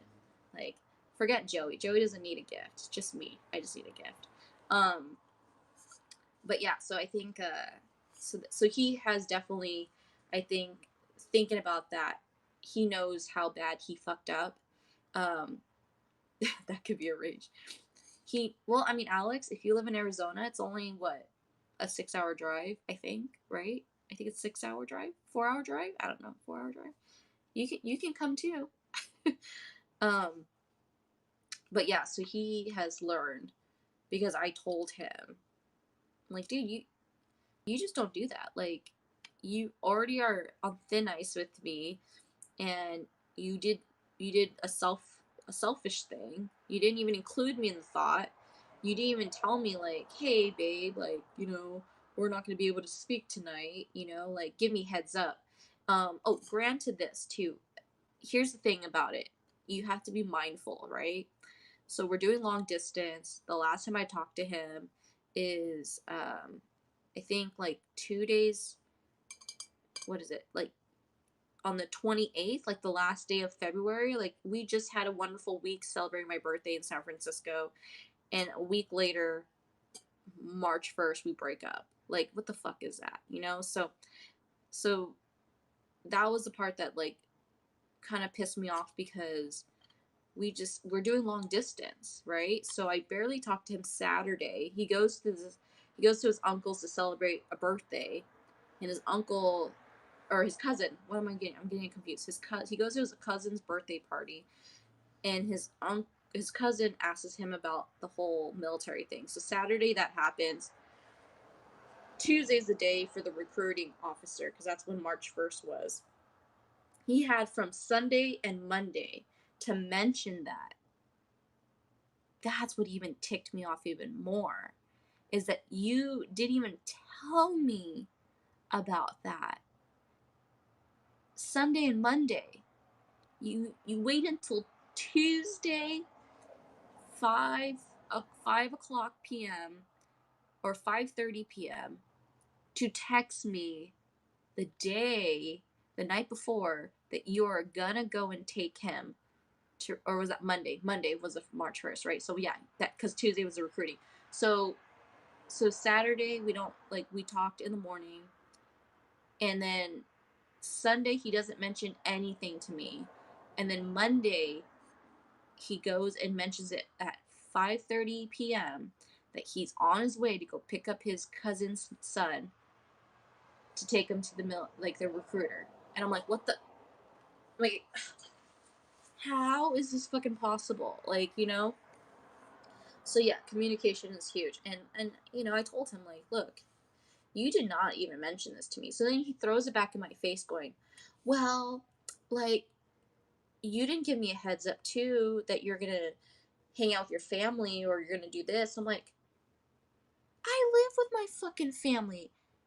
What, I mean, how dare you fucking say that? Like, again, he was throwing my family in I'm like, I live with my family. Like, excuse me, that there are nights that we want to do family nights and we want to watch a movie or something together, and like, I'm busy cooking in the kitchen, because Sunday's like everyone's day off, like my sister's, I'm taking advantage. Like, my sister's off from work, she's not working, so just taking advantage of this. She's taking time off with the pregnancy leave. Like, are you fucking kidding me? Like, this is, once everything goes back, when she goes back to work, like, it's gonna be a whole different story. So, I mean, again, a lot of miscommunication, especially from him. He's putting blame on me, saying, you didn't tell me this, you didn't tell me that. I said, well, the times, you're not really asking me many questions either. Like, if you wanted to know something, you should have asked me. Like, if you were unclear on the issue, you should have asked me. Like, I don't know what you're confused about. Like, I don't know. But what I am confused about is why you didn't tell me when I gave you every opportunity to talk to me, and I told you, like, hey, um, I did tell you Sunday night that, like, we couldn't talk, just because I was feeling tired, because I did so much that day. Is it okay that we talk Monday? And it should have clicked in your head that Monday you actually have plans to go pick up your cousin's son instead. Had I known that, I would have been like, you know what, like, if it's inconvenient for you Monday, then, like, I'm a little tired, but yeah, we can talk. Like, I would have done that. But he didn't even tell me. I even said, like, unless there's something important you want to tell me, like, let me know. And I'd be like, so I gave him every opportunity, and I was so pissed off. I was so pissed off the fact that you just don't try to tell me stuff, because in my head, mentally, I'm almost like OCD in my head. Timelines, things that stay in my timeline affect my train of thought and the way I speak to people. So when I feel like I've given you every opportunity to tell me something and you don't tell me something, and then you throw it back in my face, that's so unrelated, it pisses me off even more. And I just feel like that's what I hate the most about when people do something, like, you throw something completely off topic, and I'm like, what the fuck, we were talking about this and now you're telling me about this. Like, how is that even relevant? Like, that's has nothing to do with why we're fighting or why I'm upset. Like, can we focus on the reason why I'm upset, and, like, how you made me feel, versus you're upset about this, but I mean, I didn't know you're even upset about it. For what reason? Like, why are you upset? What makes you so hurt from this? So that's how I feel. is because he was throwing my sister into the mix. And I just didn't like that. Like, why would you get mad at me about family? And then turn around and say, well, I'm not, but I'm just giving you an example. Like that. No. You either give me a real example of what's hurting you or don't give one at all. But don't put blame on my family. That's what pissed me off. Like, trying to put the whole reason, like, oh, you wanted to hang out with your family, or if you didn't do this, like, you wouldn't be so tired. Like, I was like, does that really upset you, or are you just trying to, you know, be petty? Like, what are you trying to do? So I didn't like that. Like, I think he was being immature, like an idiot. So that's why I was like, you know what, fuck it, I'm done. You can't communicate with me, you won't discuss it with me, like, I'm done, I don't care. So that's what happened. But now he wants to get things going, and his dad wants us to he wants to throw us a party and everything, and I'm kind of like, whoa, whoa, whoa, whoa, hold on. Let me move back to Orange County first before before we can actually get this whole wedding planning going. So to me, I'm kind of like, oh my god, wait a minute. Let's think about something. Let's do something that's convenient too. So, but yeah, and I don't even know what theme I would do. I mean, if I were to do a theme, you know, what's funny? We met at the ROV, and is everyone there? I don't know. Sometimes it says my reception's great, but I don't know if anyone's there. You guys are being really quiet. I don't know. Did I make you guys sleep? I probably did, huh? Okay. So, but we met. If you're listening, so we met at the ROV, right, which is registered voters, and it's funny because I'm making people vote on like things that we should have and serve at the dinner. So maybe we should just do like a whole themed of like we met at the voting, so we make a voting booth, a vote booth, like um it has to be something creative though. Like if I were to do it, we have to be something really creative.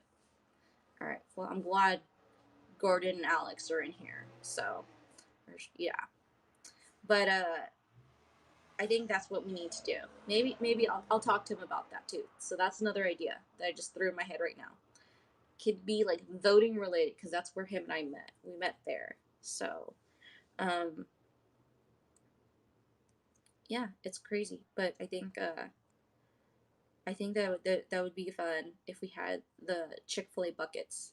Chick-fil-A buckets look so funny. Like we could put ice and like sodas and like the little business sodas in there so everyone can like drink it. And you know what I like too? It's like people don't waste their sodas when they're small little sodas like that. Um, and that would be good. But I think I want someone to like serve something. And then yeah, if Alex and Gordon, you come to the wedding, I'll let you bring a plus one. Just don't bring someone fat. I'm kidding. Okay, I'm totally bad joke, but it's a joke. So, I would be like, I'm on a budget. I can't have someone eating all my food. I should just I should just invite people that I know eat like birdies, and then like all the food won't be gone. But according to some of you guys can eat like so many fucking chicken nuggets, and I'll be like, shit. I was like, Joey wants the chicken tenders, but I want chicken nuggets because I think that's like bite size, like snacking as I go. Um, I can have like a little pail, my little Chick-fil-A pail, and just have a bunch of chickens in there, chicken tenders in there, um, and just get them. Yeah, I don't know. We'll see. But I think the buckets like are cool if we did that. Like, hey, let's have some Chick-fil-A, and I'll steal all the Chick-fil-A sauce if it's still in the restaurant. I'll just steal a bunch of flavors and have little baskets of the different Chick-fil-A sauces. Um, so people can just have their own little. I think it's like good also because like everyone gets to dip their own sauces in. Like they can have their own dipping sauce. It's already in a little tray. Seems a little eco-friendly to me, kinda, because people can pick their sauces. Oh yes. Oh yes. I'm gonna make fucking Joey write his vows. Oh fucking yes. Oh yeah. Definitely for sure. That's part of the wedding. It's gonna be our vows. Um, we've already agreed that it's just not our thing to dress up. Like Joey wants me in a dress, but not like a wedding dress because he says there's no way he doesn't even feel comfortable in like a dress shirt and dress pants. So we're gonna get married at like city hall or whatever. We're gonna whatever we we're not gonna get married at a church because Joey's not religious. He grew up as Catholic, but he's not religious at all. So he's what is it called? Is he atheist? No. He's something where he doesn't believe in any religion. Oh shit, do I have to go on his Facebook account? I forgot. I hate the terms for. Here's the thing. I don't like the term. Yes, he's agnostic. There you go. I think that's the case. So, yeah, that's what he is. I think it is, right? Let's double check. Let's just go on his fucking Facebook account. Yeah.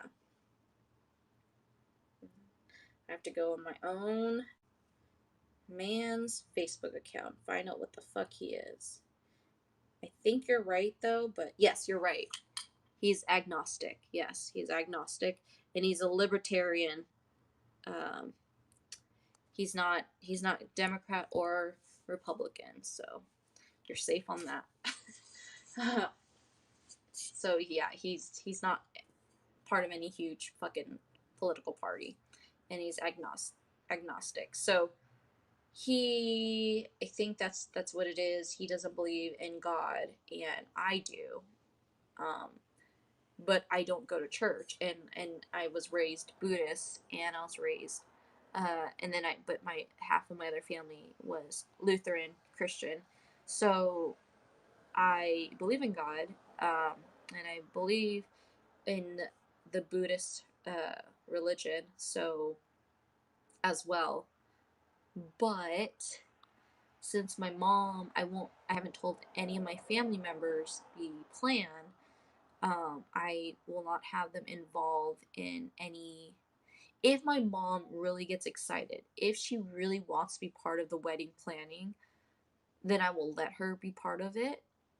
Joey's Joey's mom fucking wants to be part of it. She's already thinking about like Joey's parents are over the moon happy. They're already thinking about venues. Joey's mom even offered her jewelry, family like heirlooms to give to me, um, that he can use as a proposal ring for me. Um, but it's not my style, so um, yeah, I think they're probably confused as fuck of as how many times we broke up. But yeah, they're over the fucking moon excited. Like they are just so happy. Like yeah, they're like, when are we gonna do this? Like he's like, Dad, I haven't even gotten there yet. Like, you know, but just wait. Like I think like I want, Michelle and I to like live together and everything. But yeah, it's just he's excited too. Joey's like everything is like not if we live together, it's when we live together. Like I keep saying if because I'm so like skeptical of whether or not what he means is real and if he's aware of like things, because a lot of times, well, earlier in our relationship he was afraid of a lot of things and I was so sure gung-ho on our relationship, but he's put so much doubt in my mind because of like the things that he's done and said. It kind of affects you mentally long term, and I've always said like in every relationship that I start, I give 100% of myself until you give me a reason to doubt us. Like the day that you make me doubt us, like there's a reason that I doubt us, is the reason that we won't be the same. Like there won't be like those happy moments, those like flawless days that we're just completely happy and giggling. Like there are gonna be days where I'm gonna doubt whether or not you're being honest, or, you know, you're not hiding things from me. So he knows that. He knows that, like, and it's not a bad thing. I've been completely 100% honest with him and upfront about my feelings, and that's completely who I am always. And I'm still supportive of him, but at the same time, sometimes I'm going to doubt him whether or not, like, does he really want marriage? But I mean, he's taken the step and he's told his parents about it, and he really wants this, and he didn't want kids, but because he knows how serious I want kids, that he wants us to, like, try. Like, we're trying right now, you know? So we're definitely, like, he's definitely trying to, like, make sure I'm happy. So, and his parents are happy, he's happy. He just wants to make sure I'm happy. So, he's not going to step over my toes. He's going to pretty much listen to what I want when it comes to rings and wedding styles and, like, you know, but he definitely wants to be part of the food decision. He's a picky eater too. Well, not as much when we started off. He was picky, but he's been getting used to, like, me and him, like, going out to eat and trying new things. So he's been good on that. His mom has been seeing, like, how much, like, he's been trying different things with me. So she likes that. She likes that he's trying different things. Like, we went to the OC fair and he went and tried all this deep fried food with me, which he would probably never do. He would never do. He'd probably stick to something so fucking vanilla. He would stick to something so goddamn boring that it wouldn't be anything. So his mom really likes that, like, I'm able to get him to try new things. And the fact that when I met him, I he had just quit smoking that month because, you know, yeah. Oh yeah. Oh my god. Oh my god. If you had seen the things, like, he didn't know what he wanted to do in life. He didn't know what job he wanted to do. He kept saying, "No, I don't want to do that. No, I can't do that." I'm like, "Well, what the fuck do you want to do with your life? You know, like, what am I going to be? Who am I going to be dating? Like, some guy who's just going to hold back and think 40K a year is manageable? Like, I want to start a family. I want to have kids, you know?" And I'm like, "Do you want to have kids? Do you want to get married?" And he'd be like, "I don't know. I don't know. I don't know." And I'm like, "You know what? I don't know isn't going to cut it. Like, you either know or you don't. And if you don't know, I'm going to leave. I'm going to be done with this relationship. I have no other way but to stay with someone who doesn't know what he wants. Like, do you know you want me?" He goes, "Yeah, I want to be with you." I'm like, "But what, like, do you seem like want me for long term? Like, I'm not here to just date some immature person. Like, I'm here just to have someone, you know, be able to talk and discuss, like, futures. And if you can't think further ahead with me, like, you could only think in a week, I can't do that because I know what I want. And right now, I don't think I want you because you're not, you know, this person." So, that did scare him, and that was the reason why, like, the first time I was about to meet his mom, he broke up with me that same day that I was supposed to go have dinner with him and his mom, and he regretted that, obviously, and because he missed me, and I was like, and he was scared. He was scared of everything I wanted. He's like, "You want a kid? You want this?" I said, "Yeah, but that's gonna take some time. Like, I want to get married first. Like, I want to do, like, I need, and then we can have kids. But, like, yeah, I'm not saying we're gonna have fucking kids next month. You know, like, but I need to just know that we're on the same page. Like, if we're not on the same page, like, I'll respect that.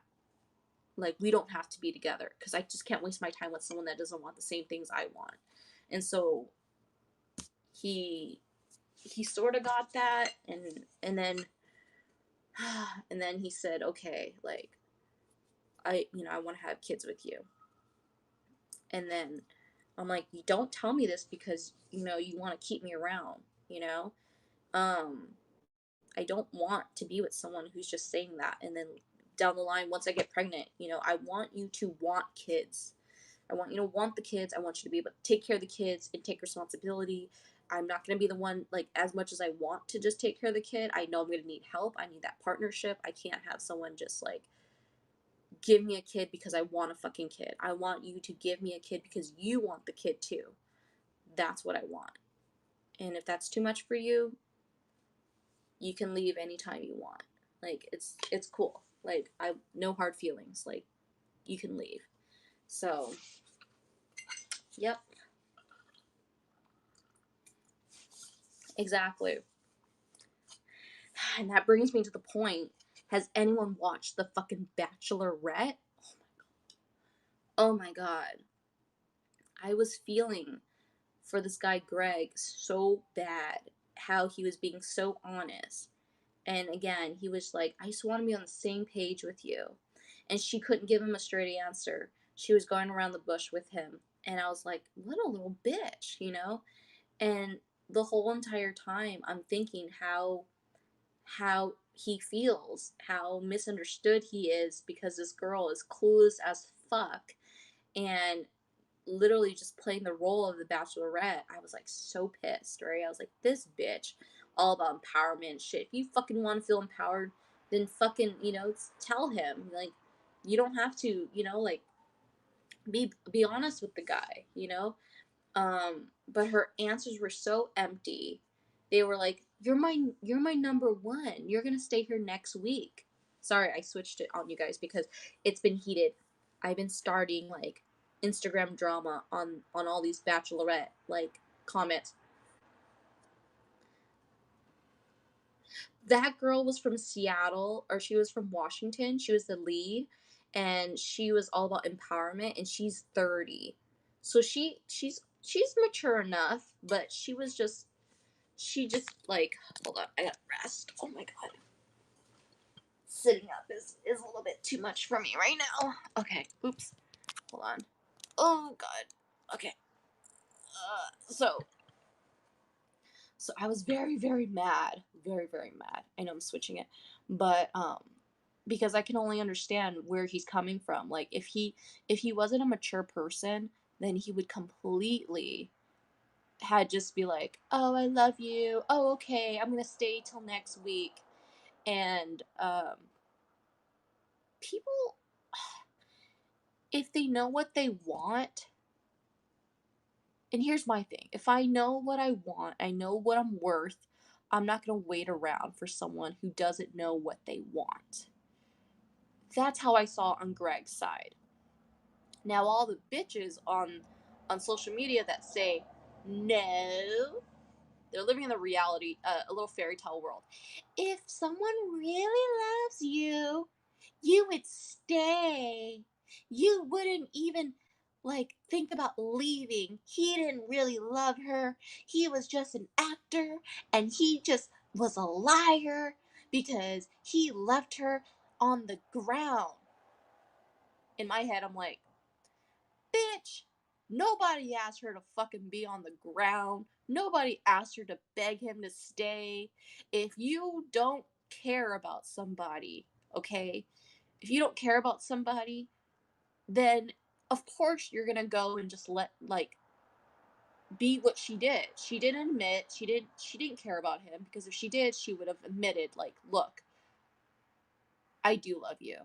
I see our future together. I see it too. But she didn't.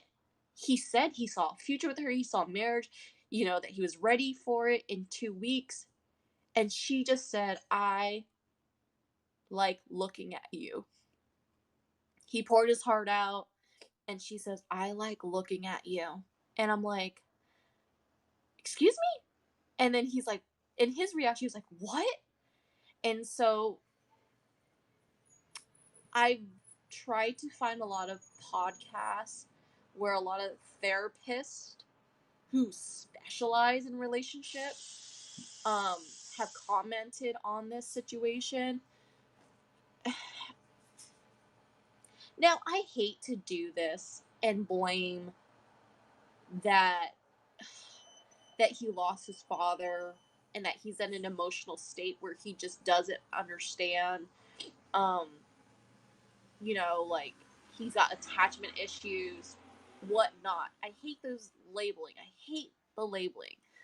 I'm more of a person on facts, right? What happened? What what was said? What was literally said? What he said was, I love you. I see our future together. My family, I've told my family this, like, I told them I want to marry you. I told them I'm so in love with you. And then she pats him on the back, she clears his tears, and she goes and smiles and says, I just like looking at you. And again, it's edited. I get the show's edited, but whatever was edited, and his answer was, what? I just told you that you fill a hole in my heart. Um, and and you're not even telling me that I make you feel the same way. So I'm just so angry because she's like, wait, are you okay? He's like, no, I'm not okay. I just told you, I just poured my heart out to you, and you're, you know, you're not, who are you? Um, Hi, Onion Muffin. And so, anyways, the whole point of this is she says, let's take a step outside. And so he's like, okay. He's thinking like they can continue their talk. And she's like, I think you're giving up on us. So they go and step outside in the dark, and she's like, I think you're giving up on us. Like, I don't want you to give up on us. And he goes, I'm not giving up on us, or I feel like you're giving up on us. Like, and that scares me, right? And then she goes, no, like, I'm here. Like, you're gonna be here next week, blah blah blah. And he's like upset because he's like, that's not what he wanted to hear. He wanted to hear that she felt the same way too. But instead, she was like, I told your mom that you're going to be here next week. In his head, it was like, no, I don't give a fuck if you told my mom I'm going to be here next week. What I want to know is if you still feel the same fucking way about me as I just told you how I feel about you. In my sense, why are therapists even saying that this guy is gaslighting her? Or, I mean, not gaslighting, but like, why would therapists say that he's got like anxious like attachments or whatnot? That's that's clearly not the case. Like, yes, people can fill a hole in your heart. Some people literally need that in their life.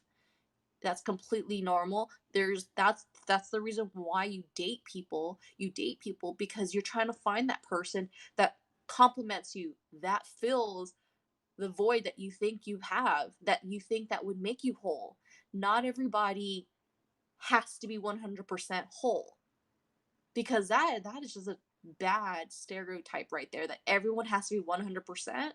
No, no, no, that was fucking wrong. In my opinion, I'm not a therapist. I did go to school and got a bachelor's degree in psychology, but that is a wrong way to judge a person, you know? Um so we'll get into that point, Michael. Um so the next day he has a fight with her, and like a disagreement, right? Because she's refusing to say this, and so this is what she says. So she tells me, or she tells the guy Greg, and the girl's name is Katie. So Katie tells Greg and says, I I told your family last night that I have not told any guy here that I love them, because I'm waiting till the very end to only say it to one person. And I don't want to say it when there's still two other guys here left. And so she made that very clear to him. He goes, I'm not asking you to say that. I just want to know, do you have like those feeling, do you feel the same back? Like what I'm feeling for you, are you feeling it too? because I'm sensing you don't. You know, like that's pretty much what he's saying. And and he says it really good. He explains it so well, and I feel like he kept his composure. And she goes and says like, I don't know what you want from me. He goes, I want you to be fucking real. You're being surface level right now. And you, like, where are you? You're not the Katie I fucking knew. Like, you're the Bachelorette. Like, now you're not even Katie. Like, where's Katie? Like, where's the girl that I fell in love with? Like, where is she? Right? That's his reaction. He's now like annoyed, right? I would be annoyed too. He's annoyed. He's frustrated. He's hurt. Feelings aren't reciprocated. She's clearly gaslighting him, but let's not use that word loosely. Let's stick to the point. She literally just doesn't acknowledge his feelings, doesn't acknowledge what he is requesting, which is not I love you, but requesting like, but you know, I love you would suffice for the right answer, but at the same time, he's just making sure that he's not going to go on one, he's not going to go down on one knee proposing to her and she's going to say no. He's frustrated. He finally just says, and she's like, are you saying you're going to leave the show? Like, are you saying you're going to leave? He goes, yes, that's exactly what I'm saying. So he does. He tells her, you know, he answers her question. I don't see a problem with that. Right? So he storms out. I don't know why it takes her 20 minutes to figure out what to do. She goes and chases after him. I'm assuming producers tell her, hey, you can't have him leave. He's part of the show. We need his vulnerable emotions. Like, we need this sadness to make our show work.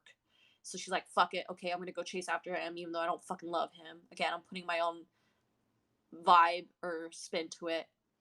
She goes after him. She does the most dramatic thing. She's like, oh, can I give you a hug? So she gives him like a half side hug. He's like, what the fuck is this? Like, you know, kind of hug. She ends up, instead of grabbing a chair next to him and talking to him, she kneels down on the ground. She's like, I don't know what to do. Like, what's going on? I'm so sorry. I'm sorry that you felt this way. I'm sorry I didn't, you know, blah, blah, blah. She never says what he wants to hear. She never says, like, you're right. I do have the same feelings for you. Like, like, please stay. Like, you know, like, I do. I feel the exact same way. I want this for us. Like, you know, none of that. Doesn't even have to be I love you, bitch. Doesn't even have to be fucking I love you. It's just I want to hear the words that you feel the same way about me. You see this future. You do imagine us doing this. Um exactly, cuz she's the fucking lead. And America doesn't see that. You know what America sees? This girl, she's being talked down to. He's condescending to her. He's talking down to her. She's got boundaries. Why can't he understand? She's got these boundaries. You know, like, what boundaries is he crossing other than asking her, yo, you got the same feelings for me or not? Because if you don't, I need to decide whether, you know, like, I can go on for another couple weeks or not. Side note, a week before, another guy had left the show because his son thought that his father was neglecting him. So he left her and she was like, oh, fuck. He was making the show so great. But damn it, you know, I wasn't going to pick him anyways, but damn it, I needed a father and a son damn thing. So we're getting to the good part, Gordon or Michael. Um, so Greg gets up and just like, you know what? I'm not happy anymore. I deserve better. And he gets up and he leaves. And she sits there for like a second and she's quote unquote upset. And she stands up and she throws a hissy fit and goes, I'm done. I'm done with the show. I'm going home. Book me a flight home. I'm done. I'm done. He's gone. I'm gone. I'm leaving the show. She goes to the bathroom. She cries her heart out. We have to wait a week later to find out what the fuck happened. So then On the show, we find out this went Monday that just happened. It aired the finale of what happened. He ended up leaving the show, Greg. Good for him. Yay. Stick up for yourself. That's empowerment for any person who knows what they want, is not willing to fucking wait around for someone who can't commit to you, can't show you, like, hey, I do want this. Like, stick around for 2 weeks and we will get this. Like, I get it, right? But I don't know, Michael, if you've seen the last 2 episodes of The Bachelorette, but people now these days are just spoiling this shit left and right. At this point, doesn't fucking matter. But anyways, so the point of this is she doesn't want to tell, right, a guy, right? She could tell them she could say she feels the same way if she really wanted to, like, lead them on, but she does a horrible job at it because she just can't play a poker face, right? She just can't. So, and Greg knew that. When you have an intuition that somebody doesn't have the same feelings for you, you're going to question that, right? You're going to be like, look, I don't feel like this is, you're not giving me the feeling. You know, you can feel it. Everybody knows in any relationship, you can feel when someone's pulling themselves away, distancing themselves. And that's clearly what Katie did to Greg. So Greg was like, fuck this shit, I'm leaving because I don't need this. I deserve better, right?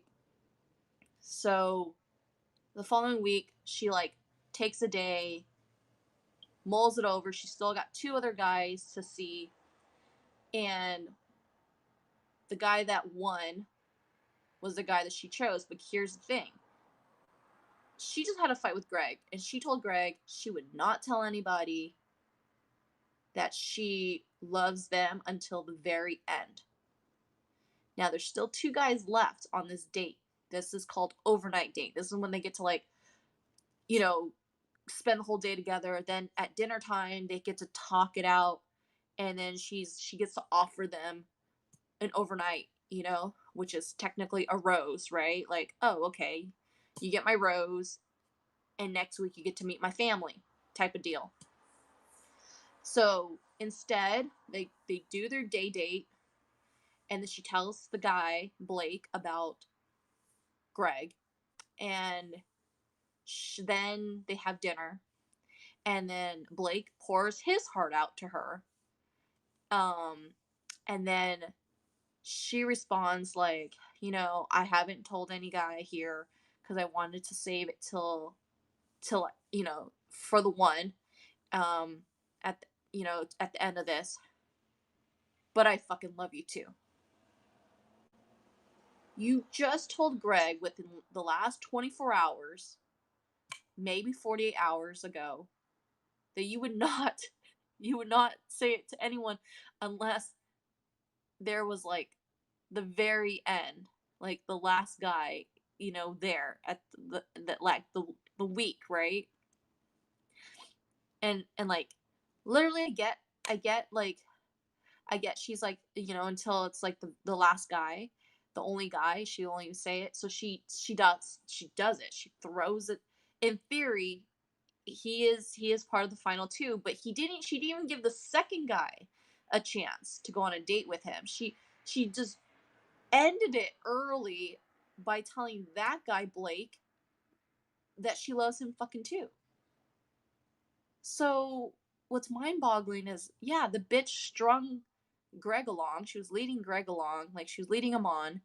Then she goes and tells Blake, "Oh, I finally realized, like, I loved him, like, when he was like, rooting, or that he was being there for me, he was supporting me, he was fighting for me." Like, how the fuck was Blake fighting for you? I'm sorry, but it was within 24, 48 hours that you and Greg just broke up, and now you're saying that Blake was fighting for you, like, that he's still there for you. Like, hold on. There's Justin's still there for you. But I'm sorry, you're gonna go and tell Blake that you love him, that you fucking love him, and you're gonna sleep with him that night, and then the next morning you're gonna tell Justin that you decided to choose Blake. You didn't even give Justin a fair chance, which is hurtful for Justin, and I felt bad for Justin because he was there by default, which sucks. So it was a hot mess. It was so wrong of her to do what she did, like, completely. So at the end of the show, they have a thing called After the Final Rose. Um, and what happens is she and Greg finally go face to face. And during this whole time, this last 2 months, she had time to rewatch carefully their fight or their disagreement or their miscommunication, whatever you want to call it. She got to rewatch it back, and she was like livid. She chewed off his head.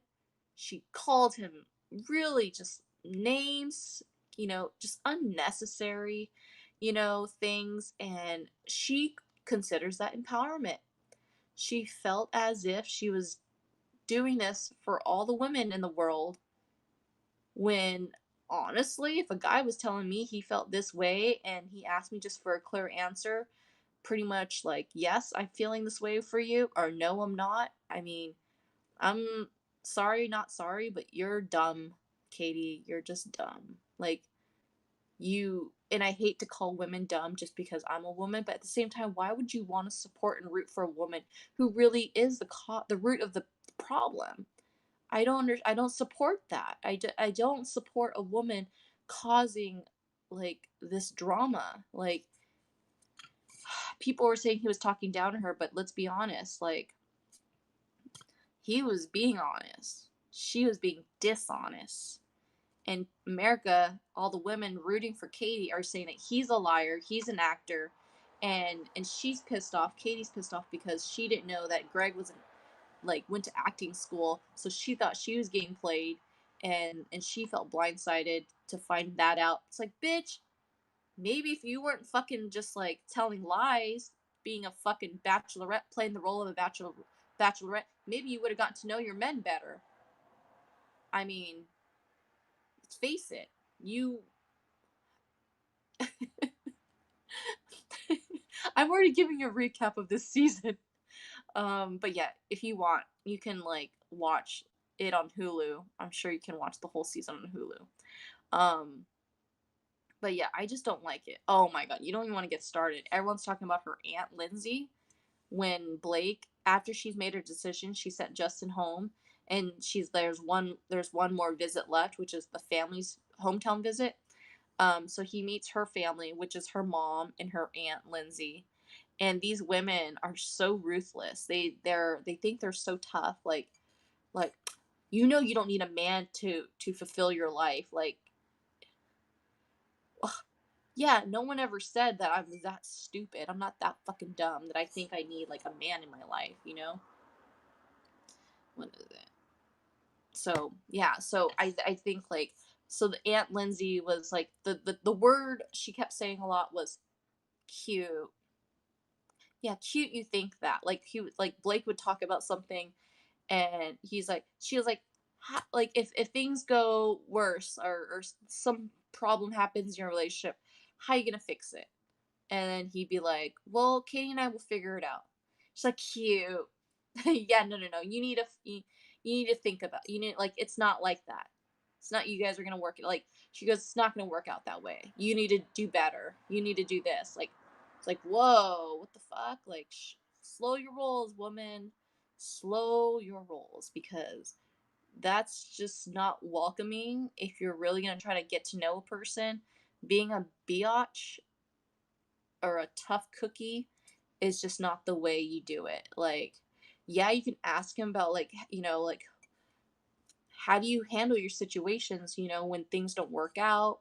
Are you strong enough to like be there for Katie? Like, explain to me what, like, if you want to be there for Katie, like, do you know what makes her upset? Like, I would ask like questions like that were really, like, what do you know that Katie does, like, within these 4 or 5 weeks that you've been dating her? Like, what do you know about my niece that you know that you guys are for sure thing? Like, how, like, so the mom, on the other hand, Katie's mom, was like a little bit easier to talk to, but and within reason, you can still be respectful and you can still talk to somebody, especially if they're going to be part of the family, potentially be part of the family.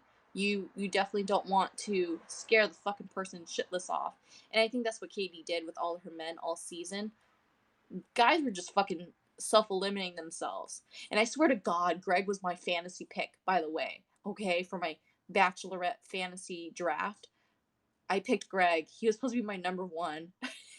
Like literally, when Katie said that get Greg's her number one, no, no, no. For my fantasy pick, Greg was my number one. I could have won money. God damn it. Um, the guys were funny. I would say. I think the guys were pretty cool. There was unnecessary drama. You know, they always reveal all drama. They never show you the funny parts. Like, I wish they just focused more on the laughter instead of the drama because there's no need for that. Like, if these group of men are so fucking like they're able to really become friends and laugh and do silly stuff, I think viewers would love seeing that more than fucking this person is just in it for this. This person just wants this. Like, I think that was so stupid. But for the most part, what do you think, Michael? I mean, at this point, she told Greg she wasn't gonna say "I love you" until he was the only one left, and but then she told Blake within 24 to 48 hours that she fucking loves him, and he wasn't the only one left. So, I mean, bitch, why not? Like, you know? So, anyways, Greg was right. She didn't love him. And that's how it worked out. So, I don't know. Um, I need more wedding ideas though. So, that's what I definitely need. I need more wedding ideas. I need to figure out what budget wise. I think like I have a budget of like $5,000. I know that's a lot, but I know I can make my budget lower. But I'm just saying, like, I think if we're to have, like, I mean, most of this, I mean, shit, I'm gonna fucking buy everything from Costco and probably just return it back to Costco. Like, or IKEA. I'll go to IKEA because, like, IKEA has that 365-day return policy. So I can go to IKEA and just return all of it too, you know, have one use for it, buy all these, like, bowls and stuff. I'll just buy like some stuff and like use it, be like, returning all this crap. Or people can donate to me, um, no destination wedding.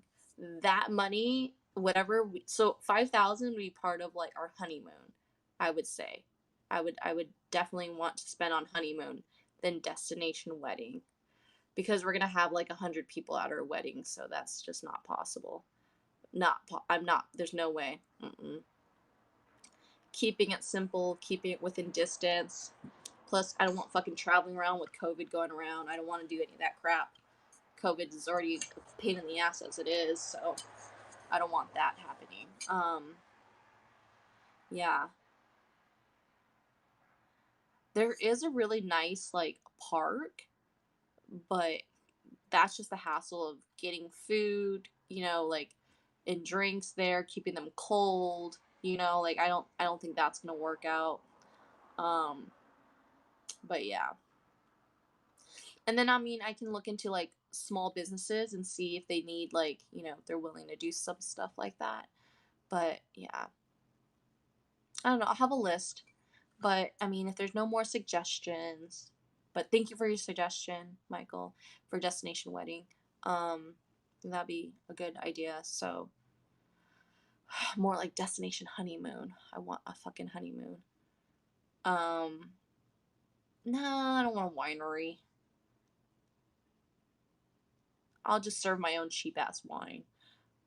I don't know if you were there. I said I was gonna hire girls, random. I would like maybe I'll hire like somebody from Craigslist, like or somebody like, hey, we want to make an extra $50 and serve beverages and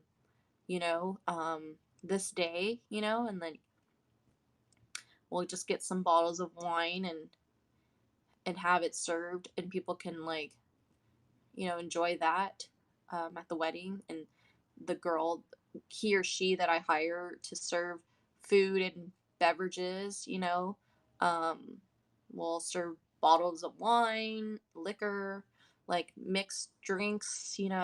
I'll just teach them how to make. I mean, obviously anybody can mix drinks, but like, hey, if you want to make $50, like you don't have to be a pro, but it is gonna be some hard work. But there will be a tip jar for you, and I'll ask, like people can Venmo her or whatever, and I'll pay her $50. I'll be like, look, we'll create a fucking QR code for your fucking Venmo, and people can Venmo you.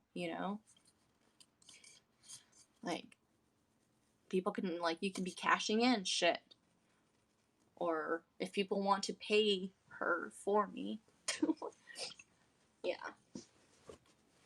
But I think it'd be good. I think it'd be a good idea. I'd be like, I think it should always be a girl. I think people, I mean, I don't want to have a man at the wedding. Oh my God. I don't know if you're probably not there. But they're Joey's family. They always had this taco guy. And I don't know if you guys, like most of you guys were there for the maybe, I don't know if Periscope was still, did I do Periscope last time or did I do, it was Periscope. Oh my God, yes, it was Periscope. Periscope was the taco guy before Periscope closed down.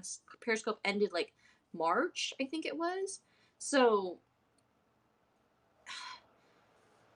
I think Joey's stepsister was getting married.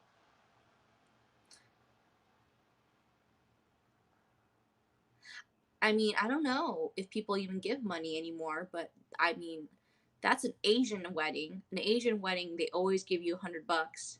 So, I mean, that would be wonderful.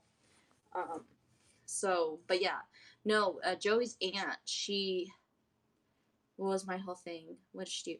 Oh, no, no, no. It wasn't an aunt. It was his other stepsister who we went to a baptism for her grandkid, and they hired this family taco truck or taco guy all the time.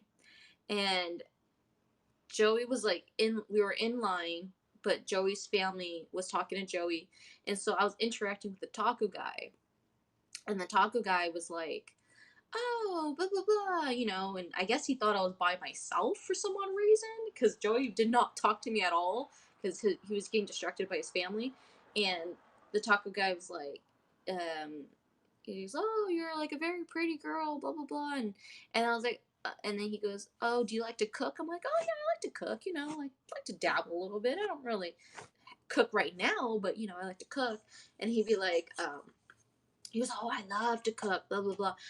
I'm gonna have I'm be doing this thing with my family in a few weeks. And I'm like, oh no, I'm gonna be up north, taking care. My sister's having a baby, so I'm gonna be up north with her and take care of the baby for a while. So I won't be able to come, because at the time the whole plan was to take care of my sister's baby for only like 2 months or 3 months.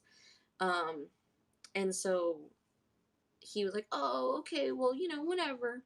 So he's like, let me add you on Instagram. So I was like, okay, I thought this guy was cool. I was like, all right, sure. So we add each other on Instagram.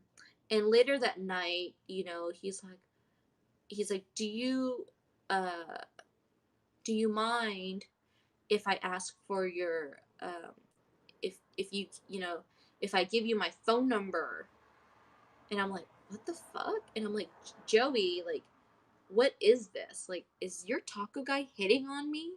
So, till this day, we joke that we can't go to any more parties now because the taco guy might still think I'm available, because he even watched my story. Like, I posted photos of me and Joey on my Instagram on our story that day, and we took a picture, and he saw the story, but he still doesn't, because he doesn't know that Joey is stepbrothers with the girl that hired him, that his stepsister hired the taco guys. I guess the guy is the family taco man, but he doesn't ever talk to Joey. Joey said he's never talked to him. So it's like, okay, well, great, Joey, you fucked it up because now this guy thinks he doesn't care because he doesn't know that you're fucking related to the family. So he's gonna try to hit on me, which is kind of inappropriate, anyways. But yeah, he's like, "Do you mind?" And I'm like, "You know what? If I ever need," so I responded. I kind of responded, or I wanted to respond back to him and say, like, "Oh, you know what? If I have any friends interested in using your services, I'll definitely give them your Instagram." I wanted to say something like that, like, like, because I'm not gonna take your phone number. Like, what am I taking your phone number for? Like, I'm not gonna have no fucking taco party. So, and then Joey's like, "Ugh, his tacos aren't even that good." So I was like, oh my god, are you hating on his tacos? He goes, yeah, because I think what's those things now that they call is it called like the unbelievable? It's where it's like vegetarians vegan, but they call it something now. They call it like the unbelievable burger or unstoppable. I forget what it's called, but anyways, the taco guy called his meat too, that his meatless food or his meatless tacos, impossible taco. Yes, and I didn't know that word. He kept using that word, so he was already in the whole catchphrase, right? He's already knowing catchy phrases or catchy like wording for stuff. Like he was already in. He's already knowing about that. Okay, so yeah, impossible. So I guess he was using soy meat or something. But yeah, he was like, "Oh yeah, this is like the impossible." He's like, "This is the best. Like you got to eat this." So he served me, and I was like, "Well, because I really wanted just like carne asada or chicken, whatever tacos, right?" But he's like, "Nah, I'm gonna give you some of this." So he gave me like this fucking impossible. He's like, "Yeah, yeah, you think this is really good, right?" And I'm like, "Yeah, it's good. Like it was good. It really was, but." I still want fucking carne asada tacos. You're selling me fucking impossible tacos. And I'm like, no. So, anyways, but Joey's like, yeah, his tacos aren't even that good. Like, I've had better. And I'm like, you're just hating on him because he tried to hit on me. He goes, no, they're really not that good. But yeah, I'm hating on him even more now that he hit on you. So we laugh about this all the time because every time there's a family party now, I ask him, is my boyfriend going to be there? And it makes Joey a little bit ticked off because he's like, yes, because he's always invited to every family party. Like anytime there's a family party, they invite that taco guy because, and he's not even cheap. He's apparently not cheap. I asked one of the stepsisters, like the one that hired him, like, oh, is he really, does he give you a good deal because you invite him to every party that you guys throw?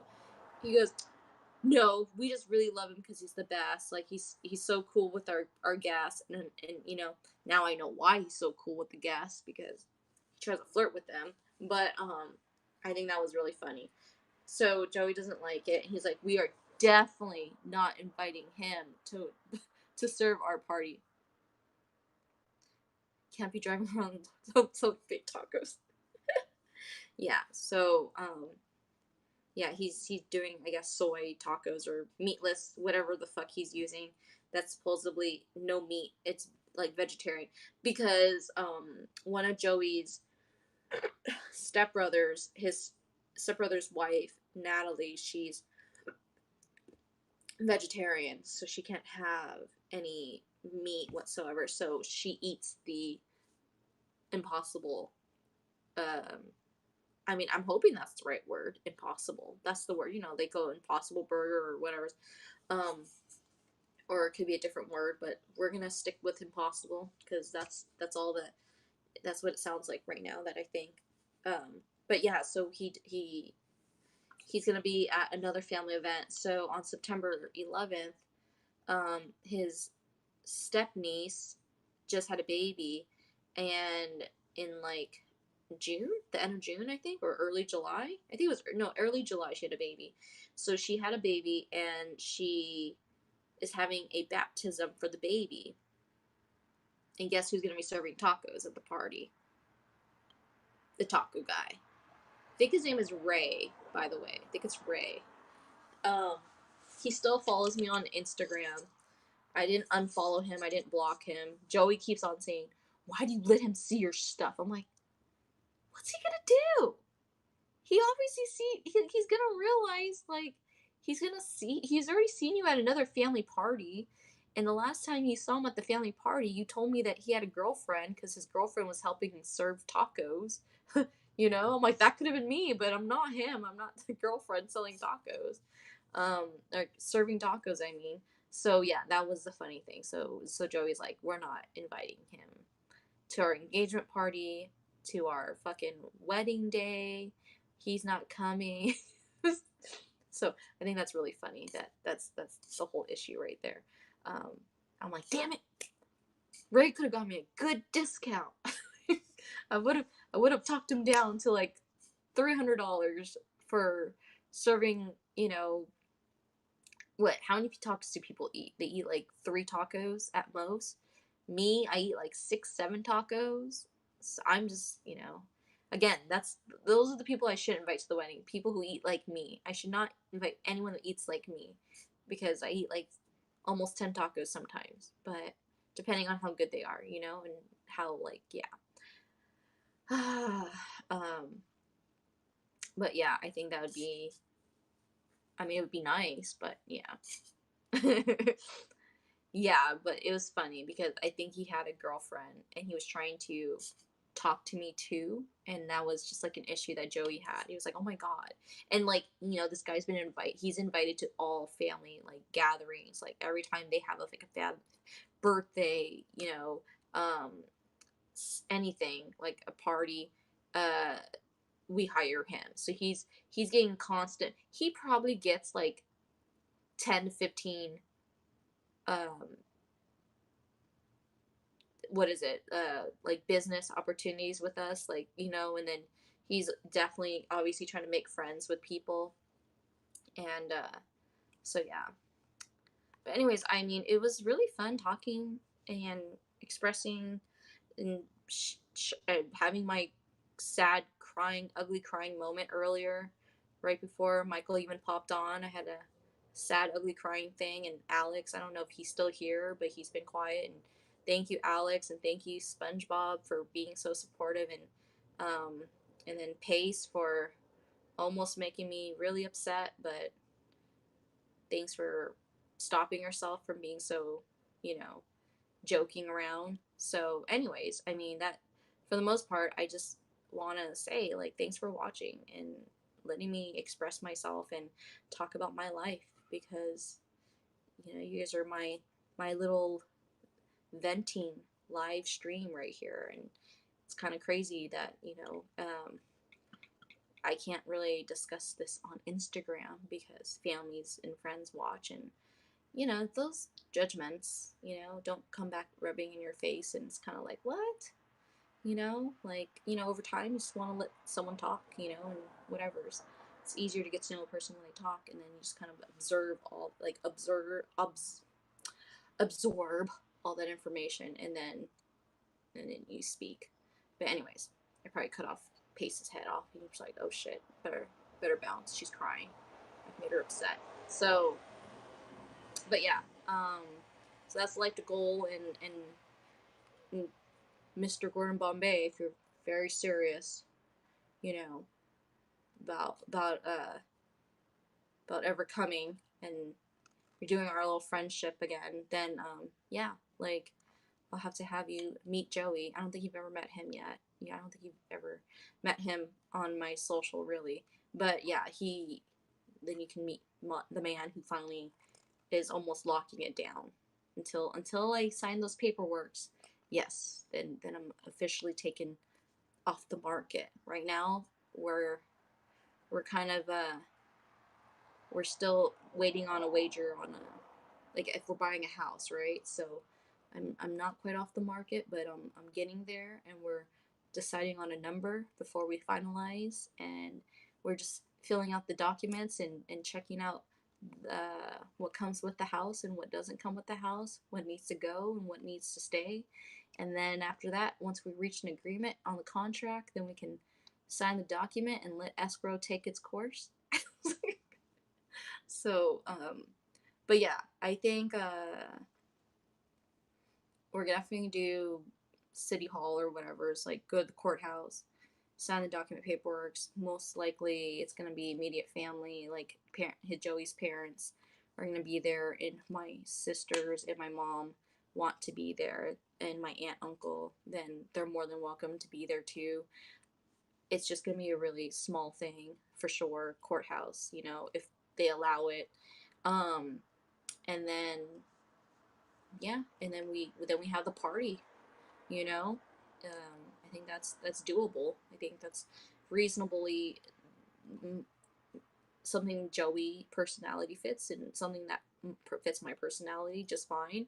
I don't see me making a dramatic walk down the aisle matters to me as much, really. It doesn't really, I think just the fact that I have Joey and he has me and we're there and we're happy to walk together to the courthouse and make exchange or meaningful vows to each other. I think that really matters more than getting dressed up, getting hair and makeup done, like I just don't like I probably wanted it at one point, but if I have to imagine who my husband what based on what his personality is, that's what I see for him and I.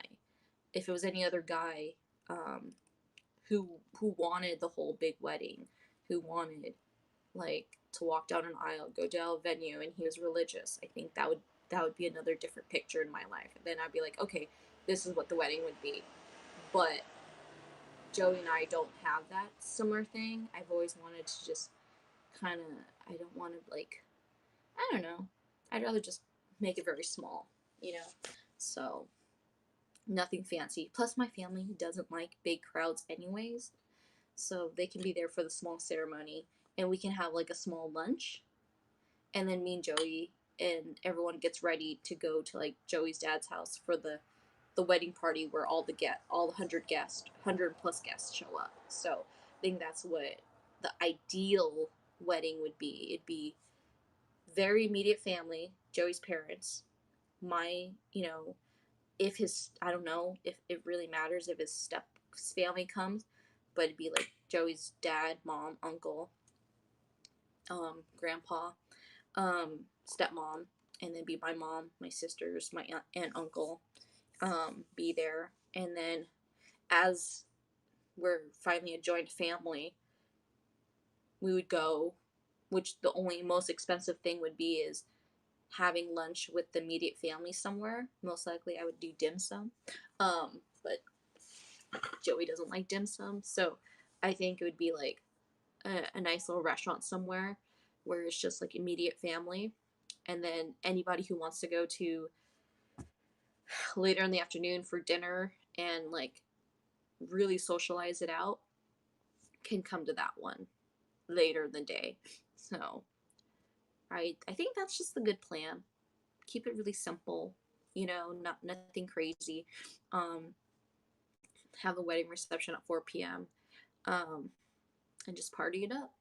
Cause fuck those bridesmaids. Joey doesn't even have any friends anyways, like that he finds close enough to be there for him. So fuck that shit.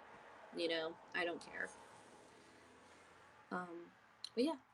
So anyways, I will end this only because I have to pee and I hate for you guys to just sit and look at my balcony behind me. Um but yeah, I need to pee and I'll get ready for bed because fuck, it's 12:30 in the morning, and I need to see any rude comments I get from people on Instagram because I like to be part of the drama. So thank you, Michael. Um, I know it's been a long time. You've seen my journey. You've seen my life for the last, holy crap, like 4 years? Since 2017 is when I first joined Periscope. So it's been a long time. I've come through a lot of men, a lot of drama. And surprisingly, yeah, it's crazy. But I'm happy you're a part of it and you get to see it. And I'm happy anybody who's watching right now, it kind of can see what I'm going through and hear about my life. So if you guys have questions, want to share your experiences, by all means, you can type it all out here. It's like, hopefully it's a free space, and I'll try to be mindful of your guys' comments too. But yeah. All right, well, have a good night, everybody. Oh my god, I cracked my fingers. I didn't even realize that. And I'll talk to you guys next time whenever I have anything to share. But yeah, anything other than that, which I wanted to share with you guys because I don't want to put it off and forget about it. So, all right. Do my surveys on Instagram if you guys follow me. Do my polls. It'll help me a lot tremendously on the wedding plans. Okay,